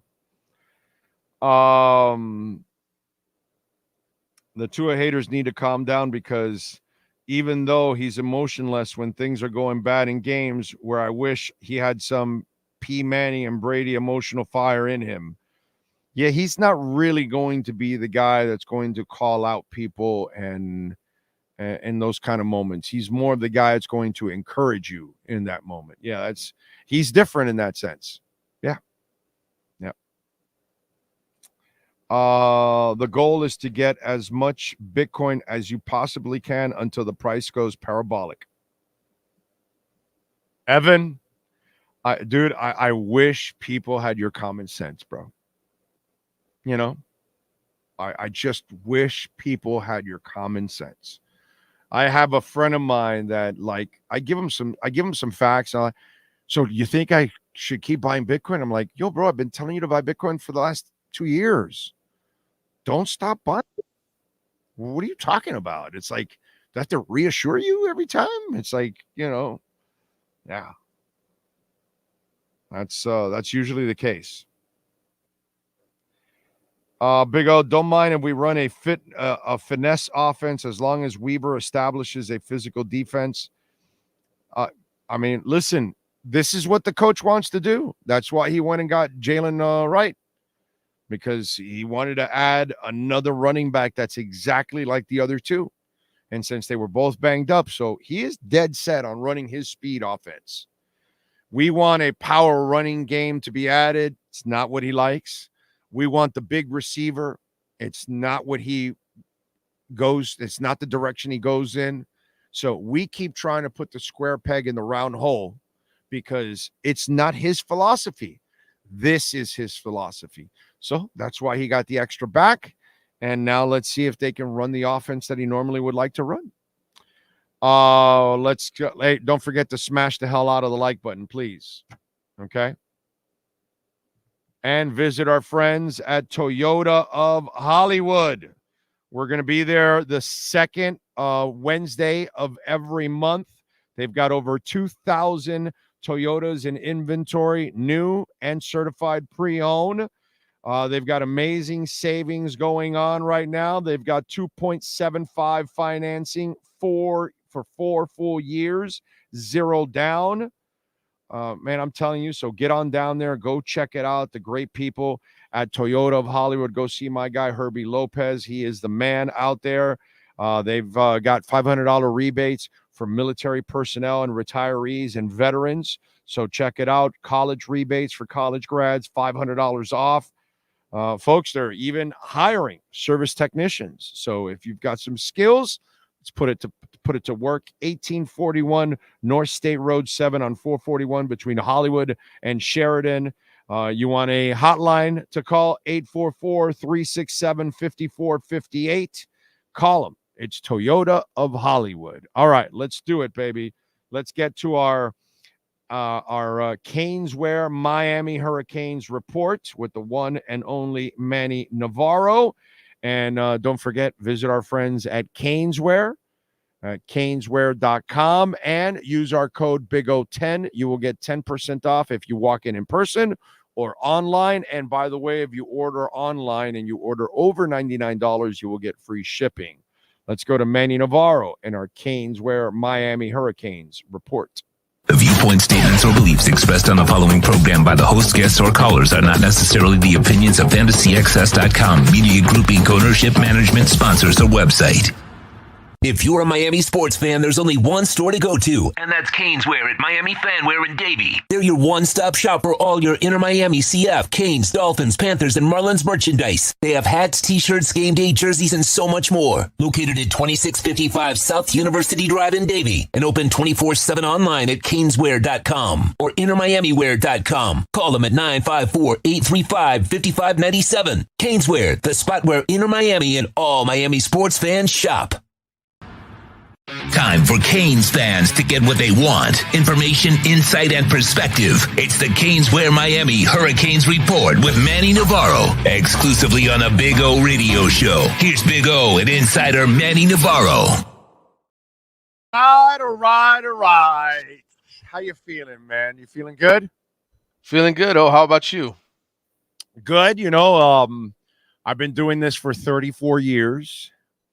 And, there are moments that you're like, God damn it, I thought I'd seen everything. And then something else happens and it's something new. And, years ago, you and I were here in town and all of a sudden Brian Forte wanted to sue. Oh, yeah. He was promised a position and wasn't given a position. And we were all looking around and I go, is he really suing because he was promised a position and they didn't give it to him? I mean, aren't you supposed to earn that shit? Not get promised or whatever. So that obviously that whole thing went by the wayside. So now in the era, you know where I'm going, right? Oh, in absolutely. The era of the NIL, now we have Jaden Rashada, okay, who's in Georgia, but now wants to sue Florida and the coach and the booster for nearly $14 million for an NIL deal that was supposedly promised but not delivered. Yeah. Man. It's when you thought you've seen everything, my brother. Yep. It's if that doesn't paint the picture of where we are with college football, it's crazy, right? I mean, this is what we've evolved to, and I'm sure that, there's going to be other guys who probably look at this situation and say, well, you know what? Schools promised me something. They didn't deliver. I'm going to do the same thing here in years to come, right? Forte, it was for playing time. Now, when it involves money, that's something people get all excited about, And so, yeah. And by the way, folks, for you youngins out there, a former recruit literally sued the University of Miami years ago. This was what, 25 years ago, right? 30 years ago? It was that was a long time ago. It was the Erickson era, right? Yeah, it was Erickson, correct. Yeah. Right. So we're talking late 80s, early 90s, probably. 90s. Shit, we're talking 30 years ago. Yeah. Okay. Over 30 years ago, because a lot of people have come and gone, and there's a lot of young people that have no idea about that story, but you can look it up. Brian Forte, who was a recruit out of New Jersey. Yeah, he was a Jersey area kid. Ended up going to Rutgers after he left Miami, by the way. So that's where he went and played for a while. But yeah, I mean, that's one of the all-time Miami stories from back in the day. But yeah, this one with Rashada, I covered it pretty extensively when he was going through the recruiting process. And I was part of the Athletics big sort of investigative group that broke the story a year ago with all the things that were going on with Rashada, the $13 million, all that craziness we reported on a year ago. And so now his lawyers, now that he's at Georgia, ironically, Florida's rival, he's suing the school. It's almost perfect timing, right? Like you get to Georgia and this is what you do. You're like, all right, time to sue the Gators for all that money I didn't collect 2 years ago. So, but yeah, I think what you have this in writing, I don't know how you're going to get this. You know what I'm saying? Like watching the whole thing with Marvin Harrison Jr. now because Fanatics is now suing him because he won't take his pictures and do all that stuff for the rookie cards and all that kind of stuff, and they own the rights to all of that, and they say they have an agreement in place, and then their people are saying no. So this is kind of like again, uncharted territory in that case and in this one now. Yeah, we knew this was coming for a couple of weeks, and we were kind of waiting for the embargo to lift. It finally lifted this morning for us to be able to report on it, and everybody else as well.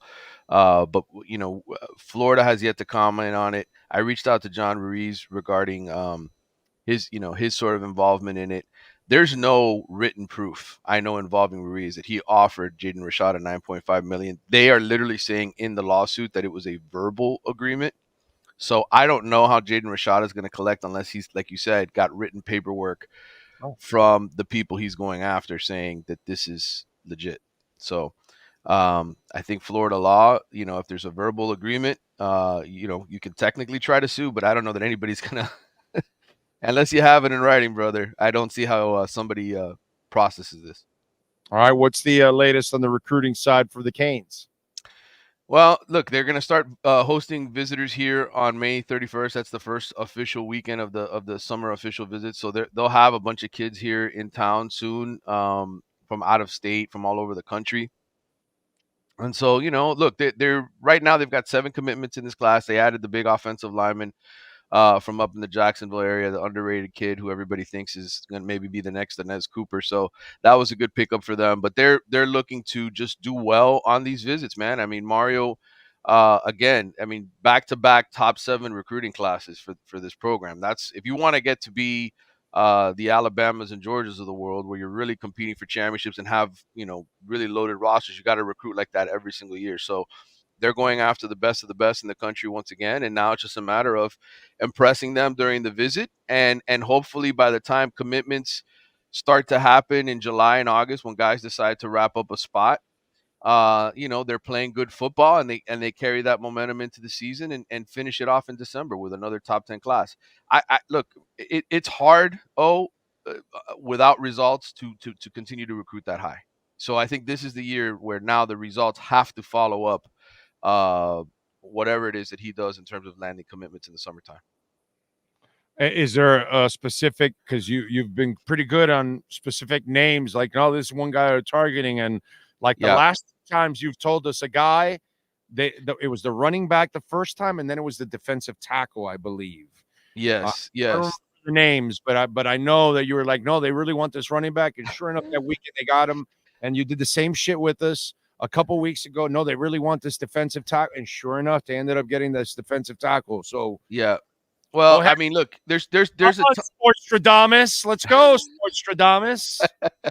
There's so many names right now of guys that are going to be coming in that you really don't know. This is that time of year where if the kid wants to commit before the visits, you can sort of nail that based off of the kids coming into the spring and the kind of conversations you're having with the coaches, etc.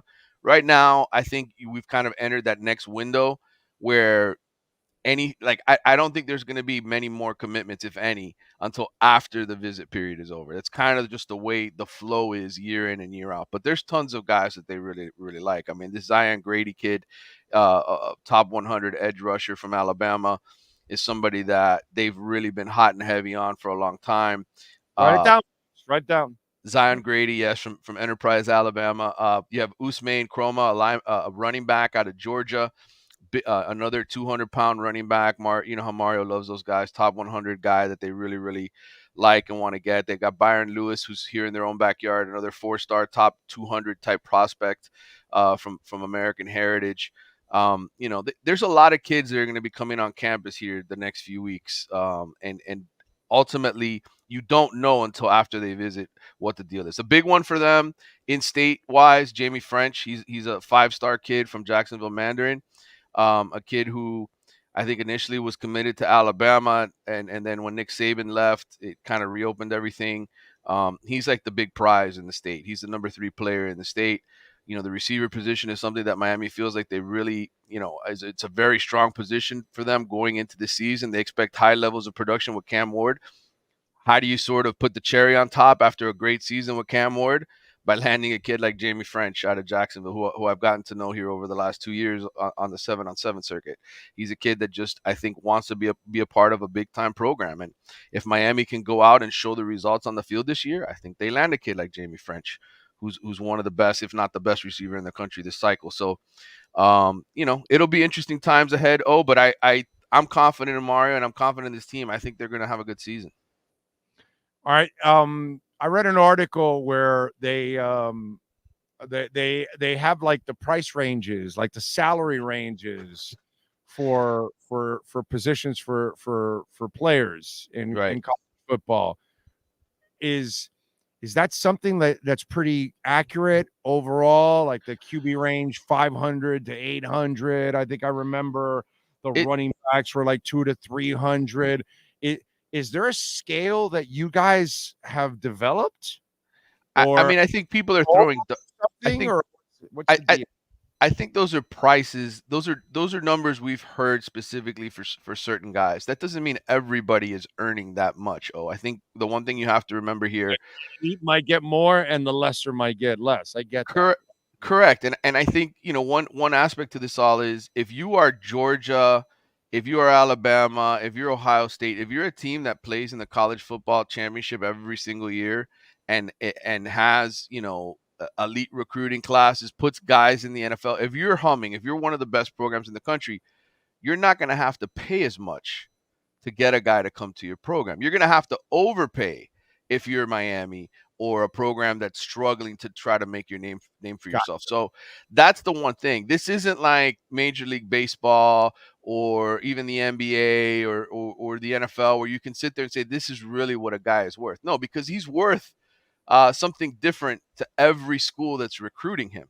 And so I think guys, for the most part, take less money to go to the elite schools because they know these guys are going to put me in the NFL, and that has more value for me than a payday right now. Now, I think there's certainly some kids that aren't the elite of the elite that know this might be the only time I get paid, so let me cash in as much as I can. But I think for the most part, if you're a kid who's fairly confident in your ability, you have size, speed, and athletic ability, hey, man, if I just do what I'm supposed to do, I'm going to be in the NFL in a couple of years. If you have that kind of confidence, then you're probably still going to a school that's not going to pay top dollar for you.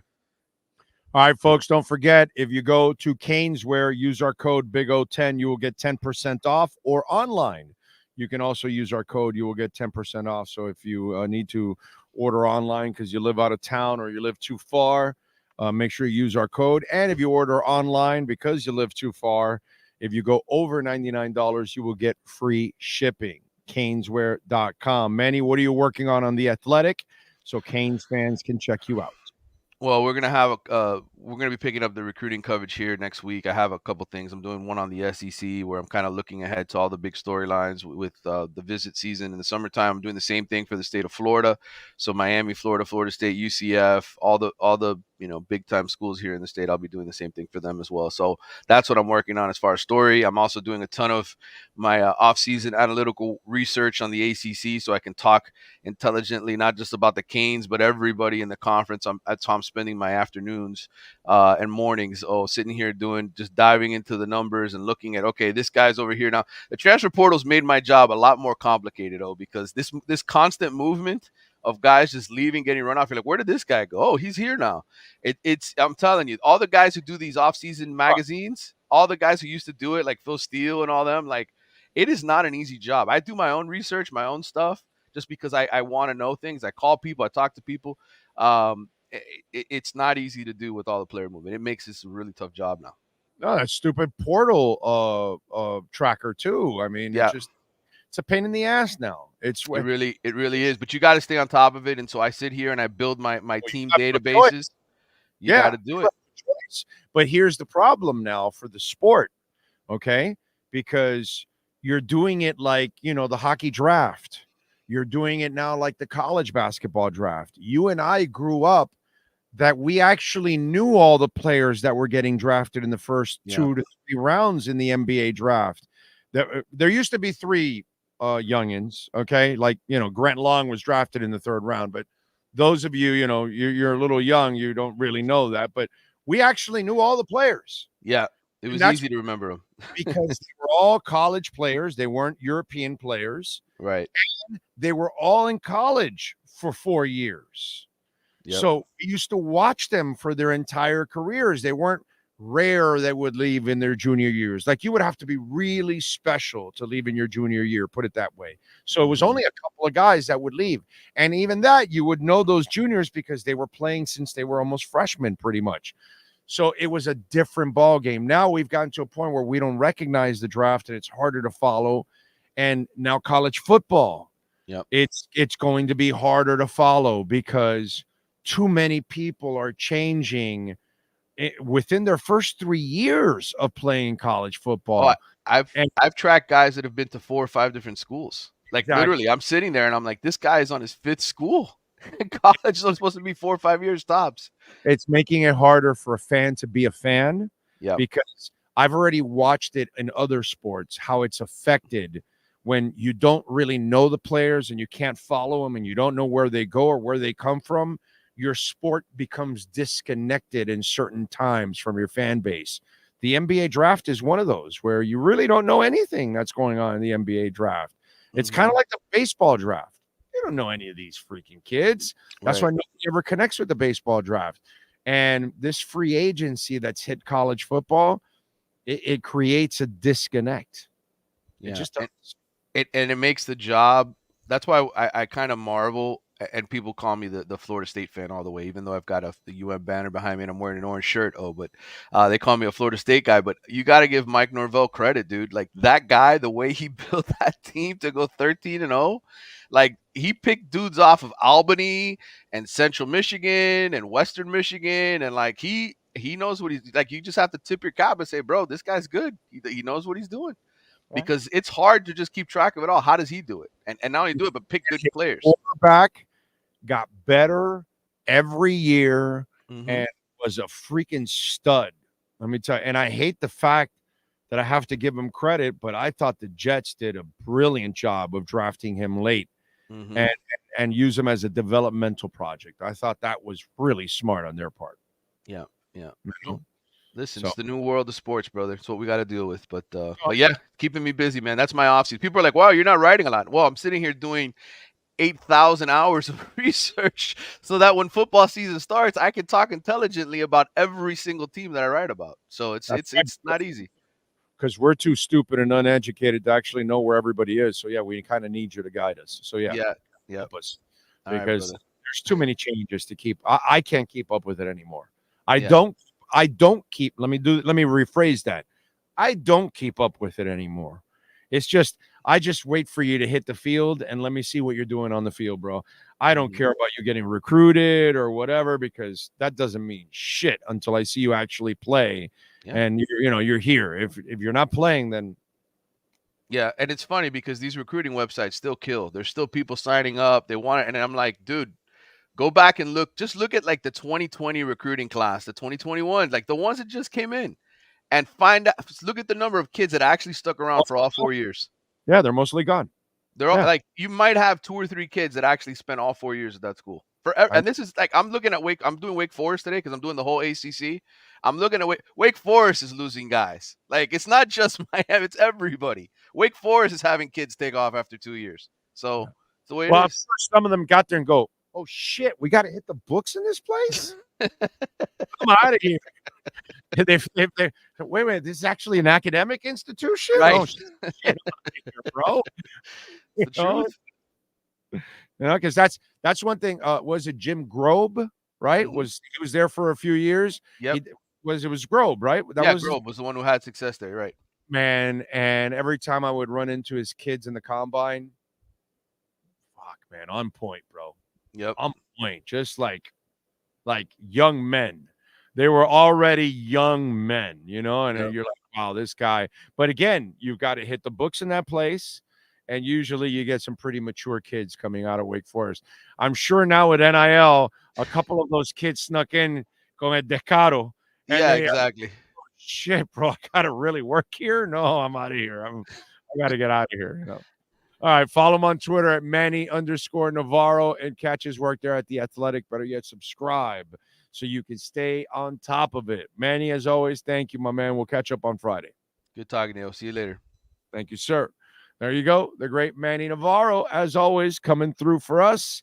And so do the great people at Caneswear, baby. Jeff, John, Brett, all the amazing people out there at caneswear.com. Welcome to Caneswear.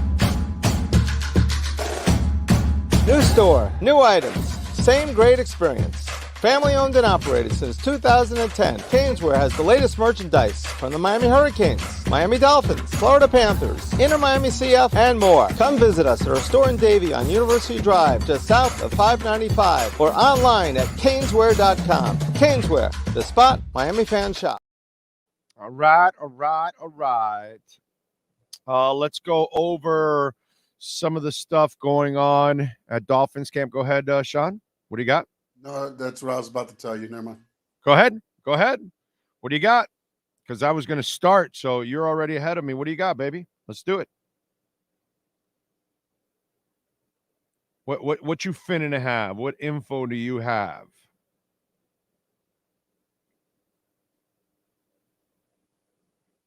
Oh, they're going to have joint practices, by the way, I see, with all three of their opponents in the preseason.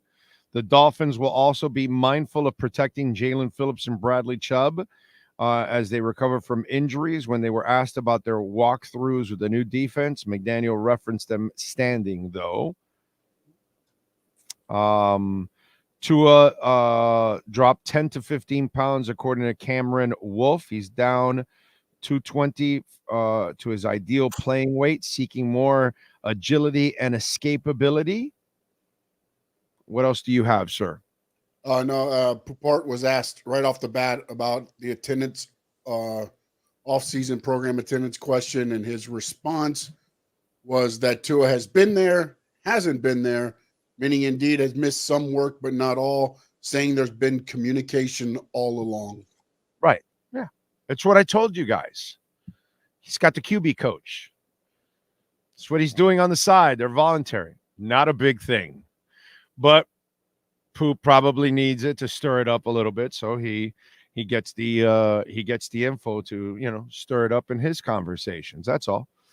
Joint practices will be against Tampa, Atlanta, and Washington. What else do we have?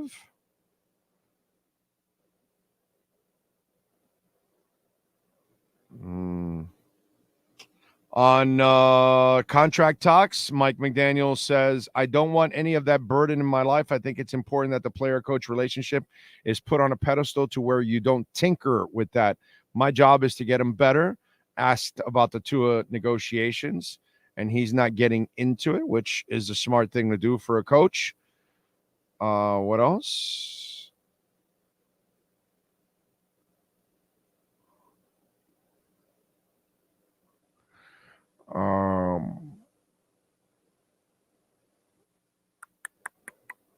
That's it. Ask on how Odell Beckham Jr. can help their offense on third down, hopefully by getting open and catching the football for first downs. And the results speak for themselves. On Tua, he's felt on Tua's weight loss. McDaniel, Tua has missed all of the voluntary workouts. He has been here. He's also not been here for the offseason. Asked if he's missed all the workouts. He's been both. Okay. Nothing earth-shattering. McDaniel says he's excited to see Cam Smith's development this offseason, not overly concerned about his rookie season. Those timelines are unique to each individual. He's not satisfied with his rookie year, and neither is the organization. On Cam Smith, what I'm really pumped up about is year two, the relationship that he's holding with players, coaches, and the way he's attacking the offseason is that he's not satisfied by any stretch, nor is the organization. I'm excited for the competition and the development. Okay.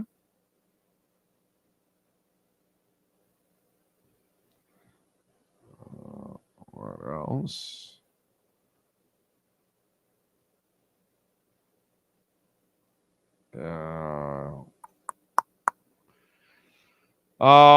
Asked about the back schedule loaded with power opponents, potentially code road games. McDaniel says if you want to change the narrative, you're going to have to change. You're going to have to have the opportunity. No, if you want to change the narrative, you're going to have the opportunity. McDaniel said on the schedule. And that's about it so far. Nothing, again, earth-shattering. Just stuff to kind of try to stir it up. It's funny how the back end of the schedule, but if the Dolphins are healthy, you're not going to want to play the Dolphins on at the beginning, the middle, or the back end of the schedule. You're not going to want to face that offense. But whatever, man. I love how it's always looked on the other side. Remember, you can vote in our poll question today. Will Bitcoin cross its all-time high of 73.3 today? And right now, 57% say yes. 43% say no. Right now, Bitcoin at 69,839. So kind of floundering right now, has not pumped from its high of 71 yesterday. Yes, Sean. Just so you know, the big news probably tomorrow. I'll just throw it out there right now. Tua is holding out. Tua is holding out. He is tomorrow? not at OTAs today. Oh, he's not at OTAs today? No, he is at Nick Saban's charity kids golf tournament in Tuscaloosa. But it's a holdout, baby. It's a holdout. They talk contract. It's over. It's a holdout. That's it. That's how they'll spin it now. That's it. Tua hates Mike, wants Saban as coach, goes to his charity event. That's what that Nick Saban coming, and also Mike McDaniel. I don't want that burden. That's it. Remember those words. I don't want that burden because Nick Saban will take that burden.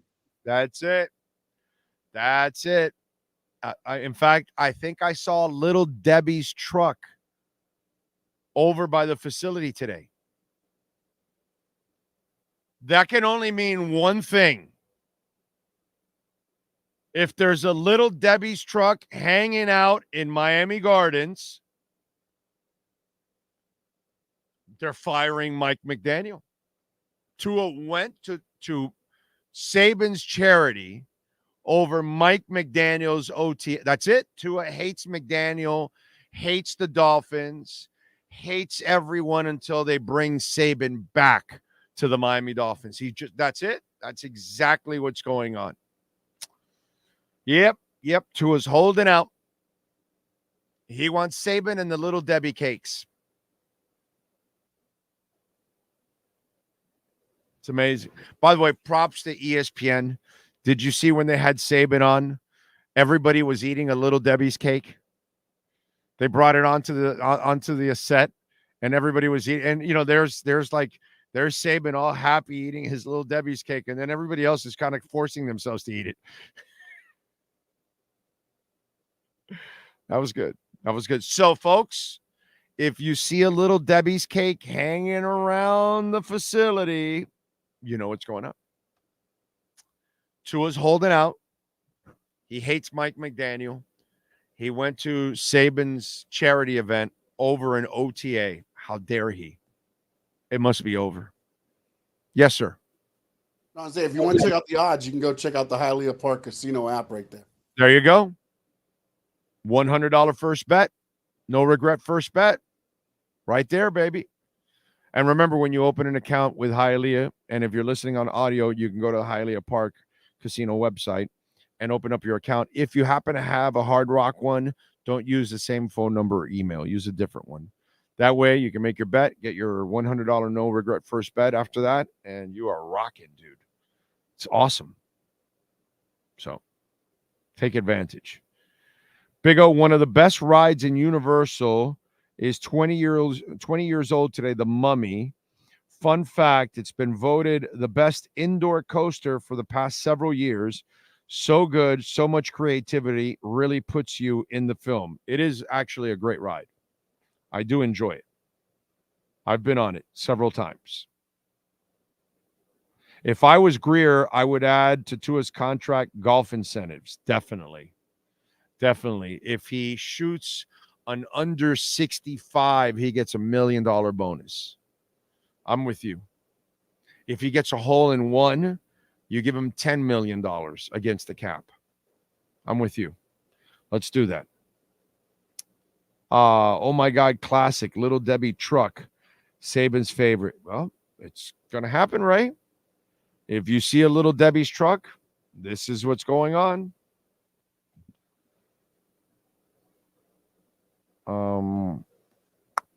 What else?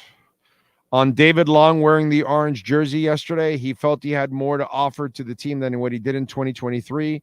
Instead of talking, he went out and lived it every day. His teammates feed off of him. He's a leader. Okay. David Long embodies a lot of the right things. That's why he got the orange jersey first. David felt after last season he could do more.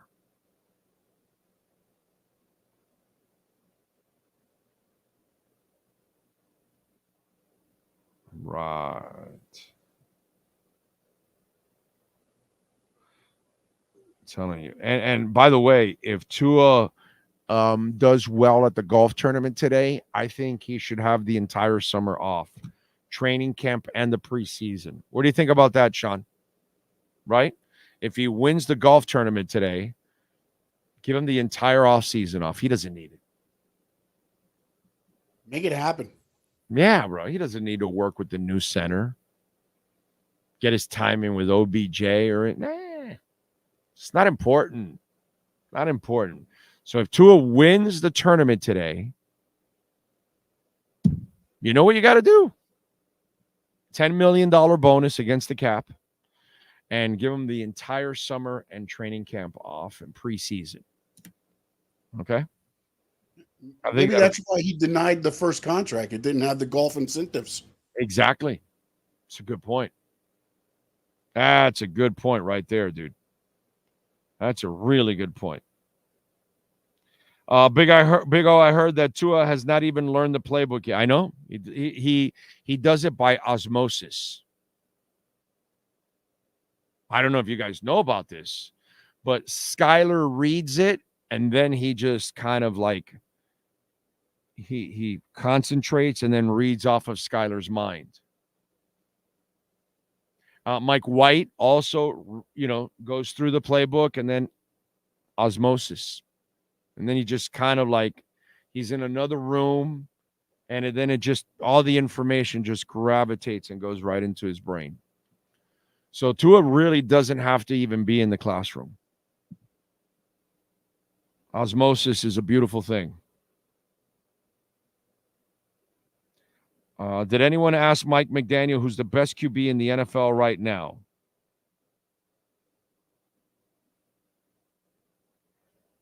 Hopefully they will.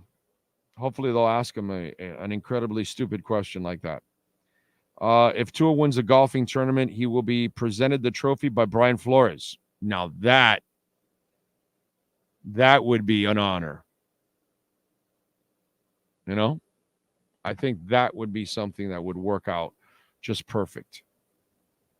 Tua's golfing with Mark Ingram, so I'm not sure if that means anything. But hey, they're the golfing duo today.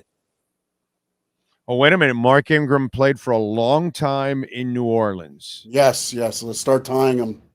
He's probably going to be going to the Saints since the contract's not going to be reached. He probably will end up with the Saints. Mark Ingram is probably working out the details with him for a Saints contract, which is what's really going on right now in Tuscaloosa. Because how did we not see this? Because Saban got screwed by the doctors and he lost out on Breeze. So he's telling Tua, hey, listen, don't listen to these people. Go to New Orleans. It worked out for Breeze. Here's Mark Ingram. He's going to tell you all about it all day long in your foursome. He'll fill you in on everything. And then, then what will happen is the Dolphins will trade you over, and then I'm going to sign, and I'm going to take over in New Orleans. So I'll be your coach again in New Orleans. And so you and I will go out and win a title like Breeze did also. So and we know that a lot of people have compared you to Breeze. We figure you play in the Dome in New Orleans, you get away from all that cold weather, and you and I will win a couple of titles. There you go. It's happening right now, right before your eyes. Tua's forcing his way out to go to the New Orleans Saints.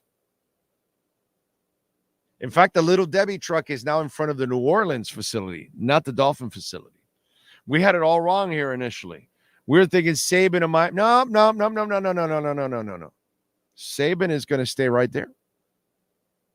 He's going to the Saints. He's already been in Miami. Forget it. The Mark Ingram thing gave it all away right there. That's it. It's a former Tuscaloosa player they can trust that knows the ins and outs of the Saints organization, can fill them in and say, hey, man, Dome is the way to go. And there you go.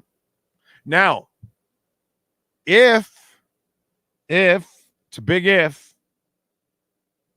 if somehow Stephen Ross bubbles what's left of the roof uncovered, maybe they might save this. Maybe. It's a possibility. And increase the length of the slide at the training facility. That is true.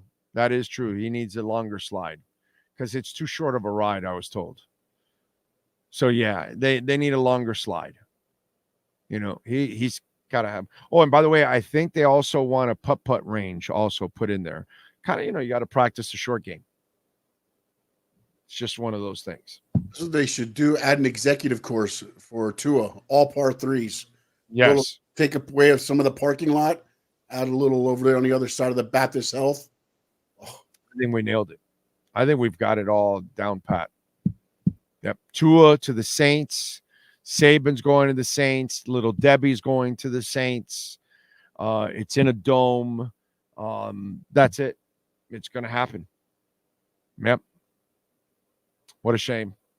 It was fun while it lasted. At least we had a quarterback for a couple of years. And now it makes sense too. Ryan Tannehill, he will return to the Dolphins. Tua's gone to the Saints. We get Tannehill back. It's reunited, and it feels so good. Good, yes. Reunited, yes. Like we understood. There's one perfect thing. And Sugar, this one is it. We're both so excited because we're reunited with Tannehill again. It's going to be fantastic. In fact, we should bring Peaches and Herb back. Once we have Tannehill starts, we'll have Peaches and Herb perform. I mean, really, I don't know. This offseason is just getting too good. Wow. It's fantastic. We're going to have 2 Jazz in the Gardens this year? 2 Jazz in the Gardens. That's right. That's right. I heard Ross might actually build the Little Debbie's distribution warehouse on site of the stadium. Well, he's going to need to if he wants to really compete with New Orleans. Okay.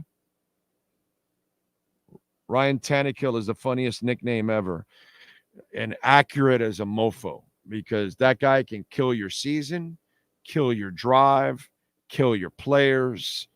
I mean, he is, you might want to call Jeffrey Dahmer or Dexter or somebody the ultimate killer, but there is no killer like Ryan Tannehill. That is the ultimate killer right there, I will say. Heat fans, stop posting Donovan Mitchell pictures. Why are you doing that to yourselves? You people just want to torture yourselves? Is that what it is? So is that what it's all about? Torturing yourselves? Jesus Christ, what is wrong with you people? Let's see what we got here. Let's start off with the little birthdays today. The notorious B.I.G. was born on this date. We lost him in 97. Josh Allen, Jordan Poyer's favorite quarterback, is 28 today. Gautier, 44. Chris Benoit, or Benoit, was born in 67. We lost him in 2007. Is it Benoit or Benoit? It's Benoit, and it's a touchy subject. Okay. I guess you don't want to touch.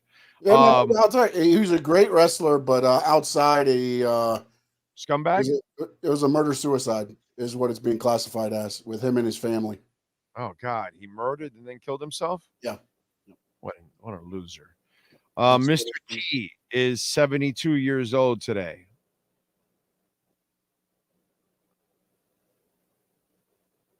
Noel Fielding, comedian, is 51.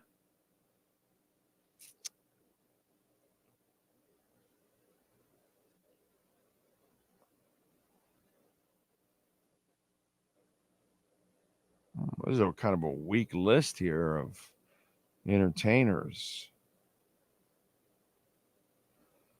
Okay, well, that does it with the entertainers. Let's go with the musicians now, born on this date. And if there's any other wrestlers, Sean will tell us. Let's see. Martin Blunt. You can roll one, but he's part of the Charlatans UK. Who else?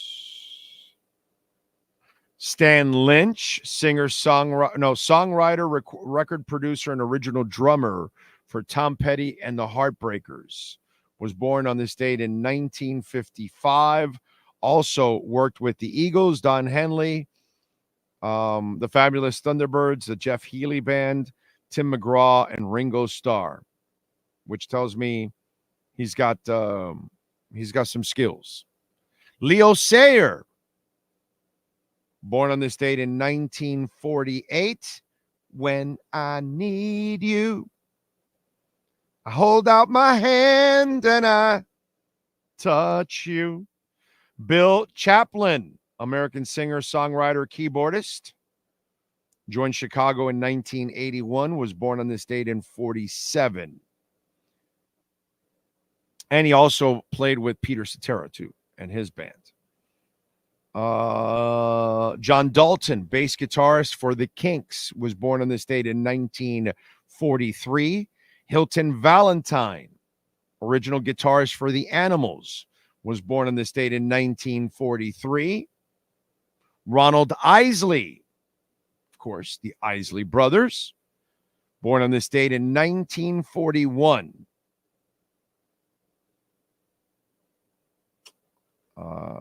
And that's about it. Any wrestlers that we left out there, Sean? Yes, Kota Ibushi and Leva Bates. Those were the wrestling birthdays. All right. Let's get to a little rock history. In 1980, on this date, the Clash's Joe Strummer was arrested following a gig in Hamburg, Germany, where he allegedly smashed his guitar over the head of an audience member. He was released out after an alcohol test came back negative. It's just normal. In 83, David Bowie went to number 1 on the singles charts with Let's Dance. Put on your red shoes and dance the blues to the song they're playing on the radio. His second song to top the American charts. In 2000, Stone Temple Pilots singer Scott Weiland married model Mary Forsberg, along with Scott's STP bandmates. Red Hot Chili Peppers singer Anthony Kiedis also attended the event. In 73, the Edgar Winter Group had the number 1 song in the country with Frankenstein. In 79, Elton John started a tour in Russia where he played the first 8 concerts, making him the first Western star to ever do it. In 2001, U2 singer Bono and his wife Allie became the proud parents of a baby boy. They named him John Abraham. I hope none of his kids want to be a rock star. because you got to follow Bono. That's just, forget it, dude. Don't do it. In 2007, former Creed singer Scott Stapp was arrested at his home in Florida and charged with assault after a domestic abuse. And that's what happened today in music history. By the way, Slash, in some music news, Slash has also said that Guns N' Roses is trying to make a new record. They're trying to make a record of their own. So let's see what happens. They haven't released an album since 2008 Chinese Democracy, which, by the way, Slash was not on it. So let's hope. That is, by the way, one of my favorite guitarists to see live is Slash. He is so good, man. So good. Powerball. Yesterday, Wednesday's Powerball jackpot will be worth an estimated $100 million after 0 players matched all 6 numbers during the $89 million drawing on Monday night. The numbers are 1, 7, 48, 64, and 68. The Powerball number was 5. Good luck to those of you out there that may play. If you do win the Powerball and you're watching this show, there's a rule. Those of you that win the Powerball, the lottery, all of that, you have to take Sean and myself out to a steak dinner. It's a requirement. I reminded you about the Powerball. You went and played. We get a small commission. And a steak dinner, I think, is something that Sean and I will gladly accept. By the way, our merch shop is open. You've asked us about hats and shirts and all that. Well, it's there. It's there. So check it out. The link is right here on YouTube. There's our QR code. You can hit that right there and support the hell out of our show, man. Spread the word, too, because if you're wearing the shirts, people can check it out. You're wearing the hats. People will find out about the show. Appreciate all of you out there. It's bigoradioshow.myshopify.com.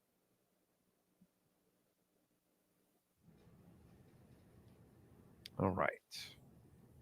And remember, you can make a donation, Cash App or Venmo at Cash Big O Show. That is Cash Big O Show, Cash App or Venmo. Oh, you want to have a good laugh? And you can make a Bitcoin donation also. Yes. Definitely. The Lakers think J.J. Redick has Pat Riley-like potential. Okay. Why, is he greasing his hair back?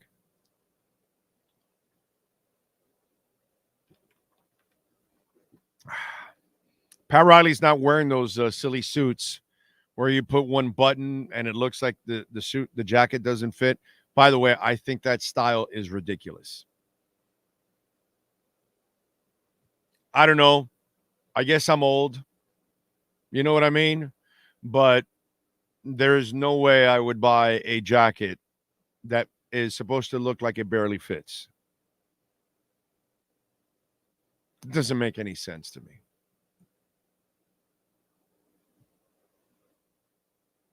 And little did we all know that as we got fat and we put on the jacket, we're like, hey, now we're in style. But honey, it doesn't fit you. No, but that's how the style now is. Jackets that don't fit and your stomach is pumping out from the top and the bottom of it. You know, and they can see the bottom of your tie. It's kind of ridiculous. I don't like that style. I don't understand it at all. Yes, I'm old. Whatever. I just think it looks terrible. I really do. Back over 70,000. 70,155. Let's see what's going to happen today. You know what's also going to be interesting? Over the next couple days, if this is the real pump, which I think it is, That's going to take us to the 80 stage. Once we hit 73, 74, shorts are going to be liquidated and we'll easily hit 80,000 plus. You'll see. But we got to hit the 73, 74 to, liquidate the shorts. But the one thing that I'm also interested in over the next couple of days to a couple of weeks here, if this is the real deal, then how does Asia respond? Because if Hong Kong starts seeing this and they start to act, you start wondering if the overnight numbers also start pumping. And so it will be interesting to see if we get another pump here to get past the all-time high of 73, 74 over the next couple of nights. What happens to the overnight numbers as the Asian markets open while we're asleep?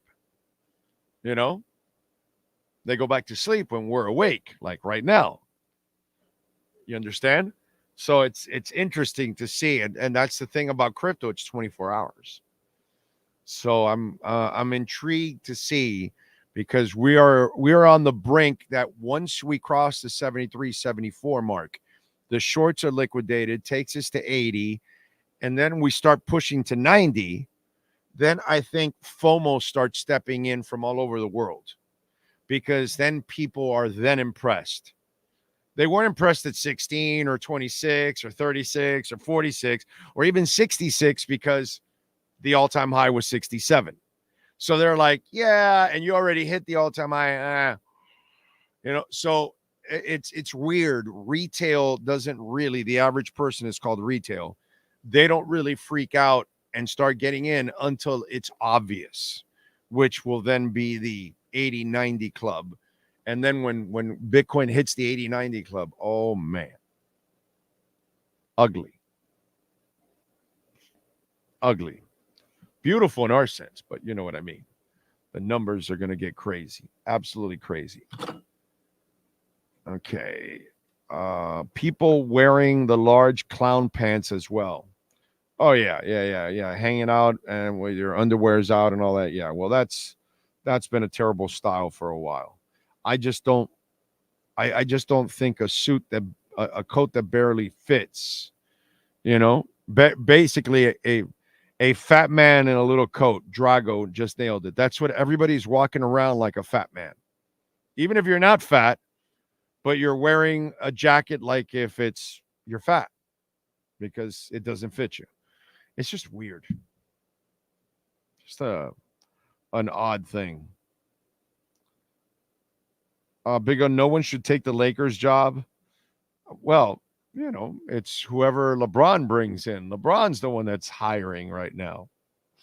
That's what's going on. I mean, let's not kid ourselves. So T. Higgins is holding out, not reporting to the offseason workouts because he's waiting for a new contract. And so is Trey Hendrickson. And you just wonder, Mike Brown and his cheap ways, there's no way he's paying these guys. So he's trying to milk them for one more season before they're gone. Now, they also have to put their careers at risk, too. And T. Smart, he didn't sign his franchise tag, so he can't get fined. So I'm sure he's going to wait till the end of the preseason and then sign, so that way he can play the 10 weeks at least and become a free agent, because I doubt Cincinnati's going to tag him again, because then that number grows to an absolutely ridiculous number. And I don't think that they have that hardline money to do that. But it's interesting that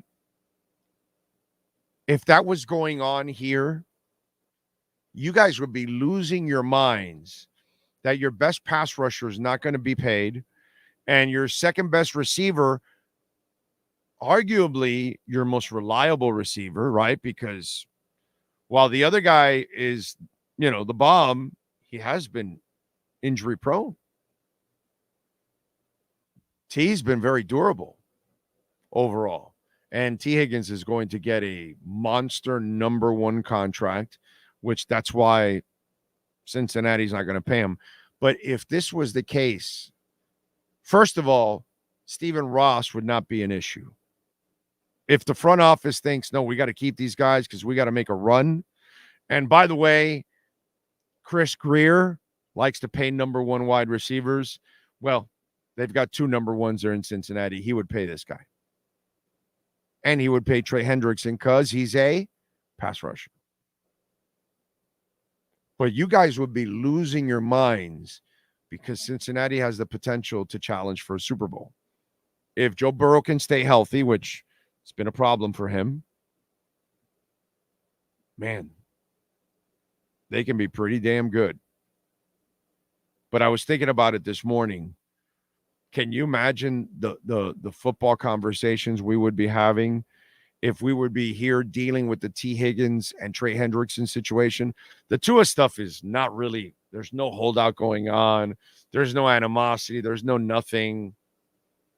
You know, if you think there's anything, it's all media created or fans that just want to, stir shit up. But you guys would be losing your minds if that was the case here. But Mike Brown's cheap ways, man, it's notorious. Holy shit. Absolutely notorious. I was believing the Saints lie. It sounded so realistic.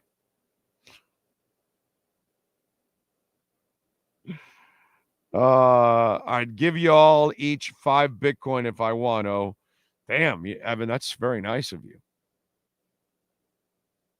Shit, 5 Bitcoin. Damn. Evan, that's like you give somebody 5 Bitcoin and you have set them and their families up for life. And that's some shit, dude. That's some shit. Because think about it. If each is going to be $1 million probably easily by 2030, you got 5 million right there. Yeah. That would be nice. I just want one, bro. I just want half. I want half a Bitcoin. Can I get half a Bitcoin? I tell you guys all the time, strive for 20 to 25% of a Bitcoin. That's what us normal people have to strive for. But Jesus, forget 5, man. That's just unattainable. But 1 would be heaven, Evan. Okay. 1 would be heaven. So what can I tell you? That's kind of that's the way of the world, ladies and gentlemen. That's the way of the world. Did you see the Broncos? Drew Sanders, their second-year linebacker. I think he's a second-round pick also. They were expecting, big things from him as a starter. Torn Achilles tendon already. OTA's just started, dude. This is the kind of shit that just your team doesn't recover from this kind of stuff, man. And now this is a hole that you already have. I mean, things in Denver aren't great as it is, but you already lost one of your starting linebackers. That sucks, dude. That is just like demoralizing to its highest extent. Remember, you can make a donation, Cash App or Venmo at Cash Big O Show. That is Cash Big O Show, Cash App or Venmo. And you can make a Bitcoin donation, which we always love those Bitcoin donations. They're our favorite donations. And Ocala Joe, thank you, my friend, making a Bitcoin donation. You are a stud. We love that always. For a little Bitcoin love for the Jekyll Island. There you go. Thank you, Ocala Joe. Appreciate you, man. It's very kind of you. Still, no Bitcoin donations on Venmo. Not one person has ever made a Bitcoin donation on Venmo. The one that Ocala Joe just did now, like every other one I've ever had. All Cash App. That's something I never really knew. It's funny because Venmo was before Cash App even added the feature of you being able to send your money, because you could only Venmo or Cash App your money or Bitcoin or Ethereum just within people that had Venmo or Cash App. Venmo was the first to add the feature that you can then send it to your cold storage wallet, which is right. And then Cash App added that. Action on Bitcoin for Venmo was pretty good. At least for this show, zilch, dude. Zilch. Everybody does it on Cash App. I've been amazed. Absolutely amazed. I have no Bitcoin on Venmo. I have Bitcoin on Cash App. Obviously, I have the Bitcoin that I've collected now during this dip here to show you guys how much we're already up. God. And we're not even where we're supposed to be. Okay? We're already up $300. $300. And we're under, I'm going to give you, we're under 1650. We have 2% of a Bitcoin and we're under 1650. We're up $300. Does your bank account do that in 2 months? Does your savings account do that in 2 months?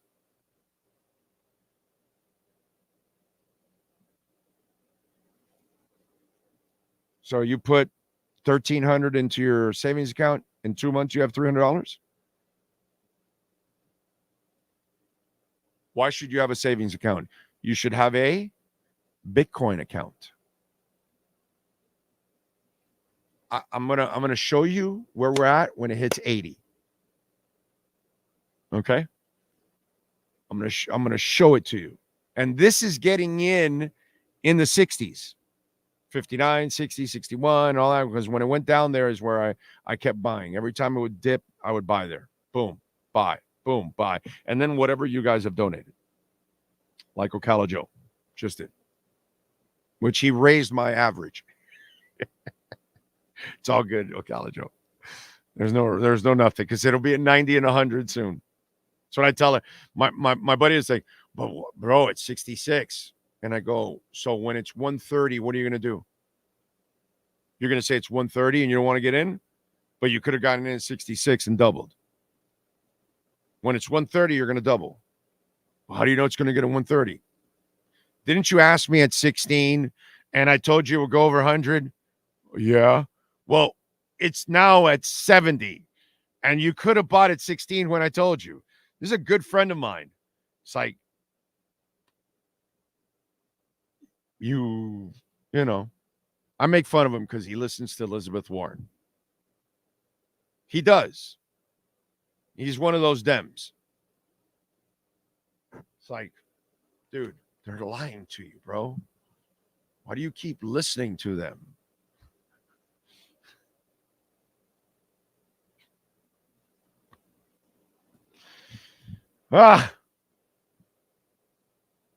Anyway. I read that Venmo is more susceptible to hackers. Did not know that. So that's why nobody does it. Okay, folks, just do it on Cash App. If you send in any Bitcoin, you make a donation, no Venmo. Cash App only. I had no idea, Ocala Joe. I never use it. I've sent Venmo money to, a couple friends of mine or something that I bought or something, and I owe somebody some cash. I sent them some money, whatever. But I've never done the crypto on Venmo.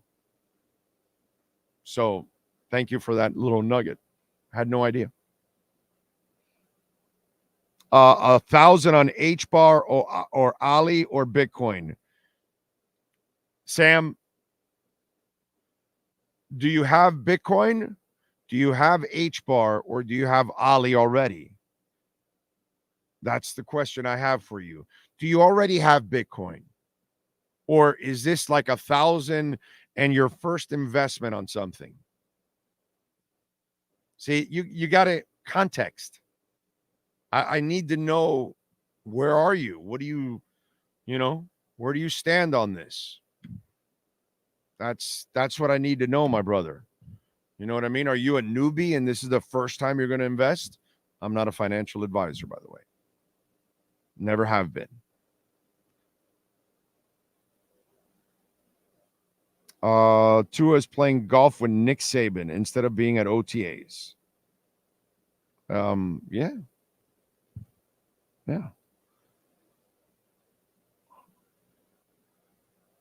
You know, nothing goes on in OTAs, right? Cap for life. That's the problem.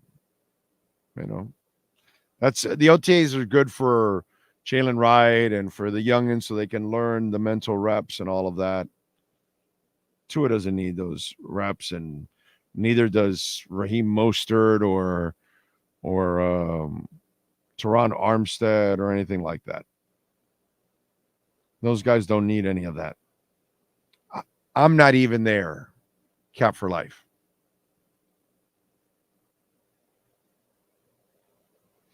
If it was something important like training camp, then I'll go and I'll adjust the show.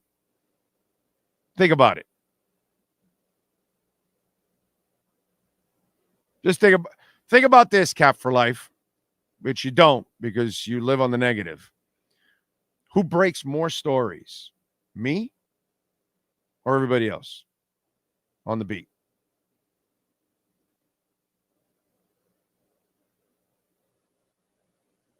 I'm not there.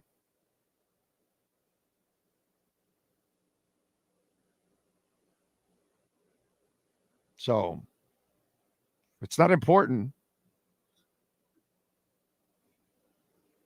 It's all bullshit that comes out of these stories. This is all profile pieces and things like they're not going to learn a damn thing. They're not hitting. There's no full pads going on. There's no what's it called? Scrimmages or anything like that. It's nothing. It's crap. But again, Cap for life, you're one of those people that falls for, the FUD that they throw out there. And they make it sound like it's something important. They have to. It's their job.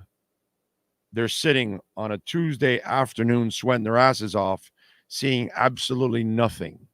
But they have to write something and make it sound somewhat important because they have to justify why they're there. But I can tell you that it's a big waste of time for the media and for anybody else. For the players, it's mental reps. For street free agents, for rookies. Outside of that, not a damn thing is going on. So, anyway, Big O, as an old school investor, I now suggest a mix of mutual funds and Bitcoin for investors. The mix ratio is their call, depending on risk assessment. By the way, I am not a financial advisor. That's how you're supposed to do it, dude. You tell them what it is, what are the risks, what assets you like, what assets you think are higher risk or not, which are the safer ones, and then they decide, the investor decides how far they want to go with their risks. That's it. Now, here's the funny part, okay? Brett, you know this. Kyle Cockrell knows this. There's a couple of you out there. Brooklyn Rob knows this. There's a couple of you out there that I've already exchanged intelligence with, and I know you know this. The difference is now, okay, a year ago, 6 months ago, a year ago, 3 years ago, as I go farther, you didn't want to either put Bitcoin at all in your portfolio, or if you put it in, you put a very low percentage, like 1 or 2%, because it was such a high risk. because of the high volatility. But you, okay, Brett and Kyle Cockrell and guys like Brooklyn Rob, you understand, like I do, that the volatility that Bitcoin has had the last couple of years is actually a good one. Because if you're smart, you know what the end game is. So the smart people just say, oh, you've got a dip. I'll take advantage of it. Because that's what you did, Brett, when there are dips. That's what Brooklyn Rob did when there are dips. You understand? Because you guys get it. Just like I did. You know? And so now we are looking at it a little different when we build our portfolios. Maybe not me, because I'm a little bit higher. I actually have a much higher percentage of crypto than most people did already a couple years back, because I have crazy conviction of where we're going. Crazy ass conviction of where this world is going. And I've been 1,000% on target. Okay. So I'm even more confident now than I've ever been in my life. And I was already confident and cocky and everything else. Ask Lisa, who's been around me for a couple years on it. I haven't flinched a damn bit from this. And all you got to do is watch. But the difference is now, Kyle, is that, or Brett, what we're doing now is now we can go 5, 10, 15% on Bitcoin. And it's not considered anymore the risk asset that it was in the past. And even the smart people are now picking up on what you and I and others know, that the volatility is actually an opportunity, not a negative. The volatility means it's available because, unfortunately, the uneducated, like the dip that we had here, you know who led the dip? The people that have held Bitcoin under 155 days. Those are newbies. Those people, they don't even know anything about Bitcoin. They just bought it because somebody else or whatever, but they're not real investors. Those are gamblers. I don't even call those people investors. And yet the rich people, the whales that own 100 to over 1,000 Bitcoin are the people that are the most buying Bitcoin right now during this dip. The people that least know about it are the ones selling. The people that know most about it are the ones buying. You do the math. And so that's one thing that has changed, Brett, that now we can actually have a much higher percentage of Bitcoin because it is no longer the risk asset that people think it is. It's actually a harbor for safety. It's actually protection against inflation. So, you know, that's the one thing that has changed. Stephen Harris is in. Afternoon for all. Thank you, sir. DJ says golf with Saban sounds more productive than him being at OTAs. LOL. Amen to that. TD Finstock, biggest clown. That's one of those fan guys. You guys have sent me that. Yeah, those people don't know anything, bro. You know, but hate talk is good. You know, there's plenty of suckers out there that buy the hate talk. So there's plenty of you that buy it. So it's good. So people like that, there's a place for them. You know what I mean? Obviously, if you're an intelligent fan, you know that that's pure garbage, but you know, because they bring nothing to the most of the fan sites, hate to say it, but they're not really going to bring anything to the table. They don't really know much about the inside of the team. And plus, they're fans or they're trolls. It's one of the two. Either you get the one with the pom-poms or you get the one that just feeds off of hate. And I think that's one of those fools that feeds off of hate. Because you've sent me this on the DM. I don't bother with it, but I kind of get it. You guys send me another guy too. It's like, but I don't really give a shit about any of these people. They bring nothing to the table. You know what I mean? Big O, do you DCA your crypto? Yes, I do. Although I'm not DCAing much anymore. I'm still buying a little bit of Bitcoin. I don't stop buying Bitcoin. I have bought let's see, Kryptonite. I've lowered my price on Neutron. There's only a couple that I've added. Only a couple. I think those are the three, Bitcoin, and I didn't add Ethereum because, most of my Ethereum is down in the 900, 1,000, 1,200, 1,300 range. It never got, anywhere. But most of my stuff is still way up, So I'm way in the green. My immutable X is like at 44 cents.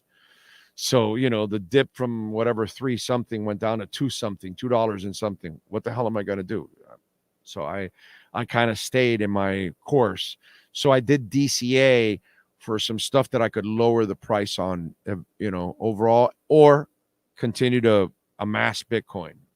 As some guy put on there, the job is to amass as much Bitcoin as possible before it gets ridiculous.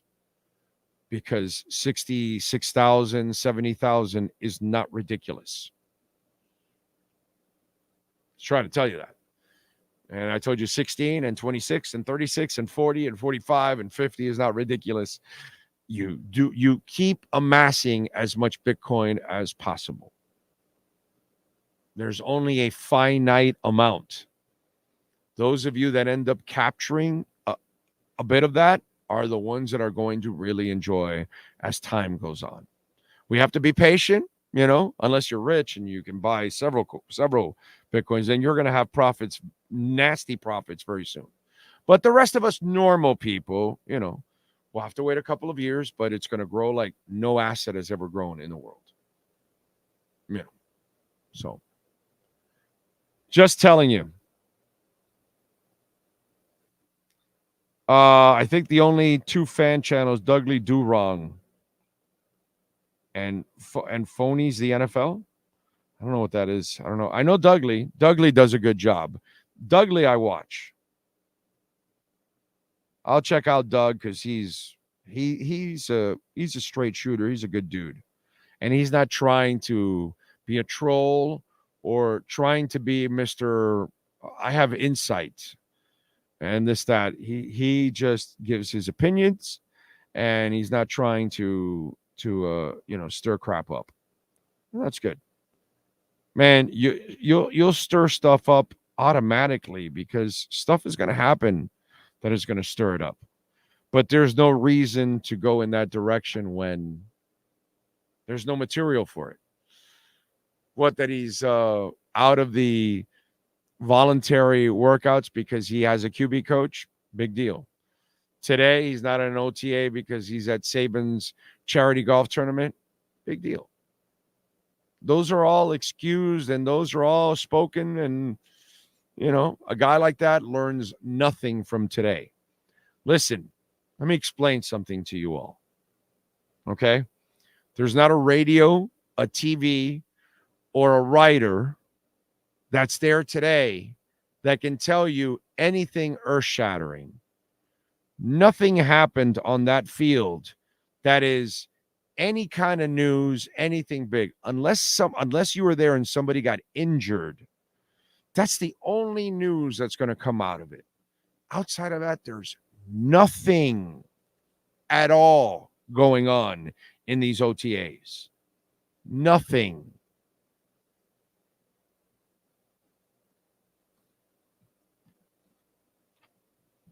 Just crazy, man. Let it go, as they say.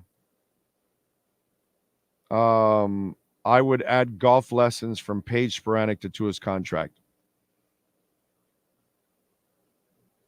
Yeah. Boy, that's a lesson I want to learn.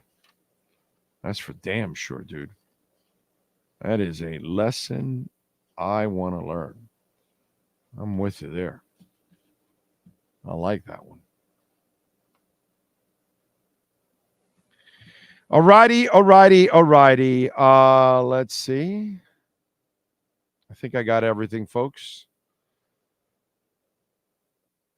The whole city cannot be fooled. I don't know what that means. What do we got? Anything here on the chat board that is worthy? Spider Mitchell says he wants to play for the Heat. No, he doesn't, Lewis. That's a complete lie. But hey, you can convince yourselves, and that'll be fantastic. All right, we're out of here. We thank all of you for tuning in. As always, we appreciate it. We thank Ira Winderman and Manny Navarro. David Furones will join us tomorrow after a couple of days there at camp. We'll get his thoughts on absolutely nothing going on, but we'll get his thoughts anyways, and we'll talk about some Dolphin stuff. Remember to visit our merch shop for brand new shirts and hats that we have for sale. Great way to support our show. There's the QR code, or go to bigoradioshow.myshopify.com. Appreciate you all out there. And as always, if you're listening on the podcast at any time, you can make a donation to Cash App or Venmo at Cash Big O Show. We will see you all tomorrow. Same time, same place, same bat channel. Go Bitcoin.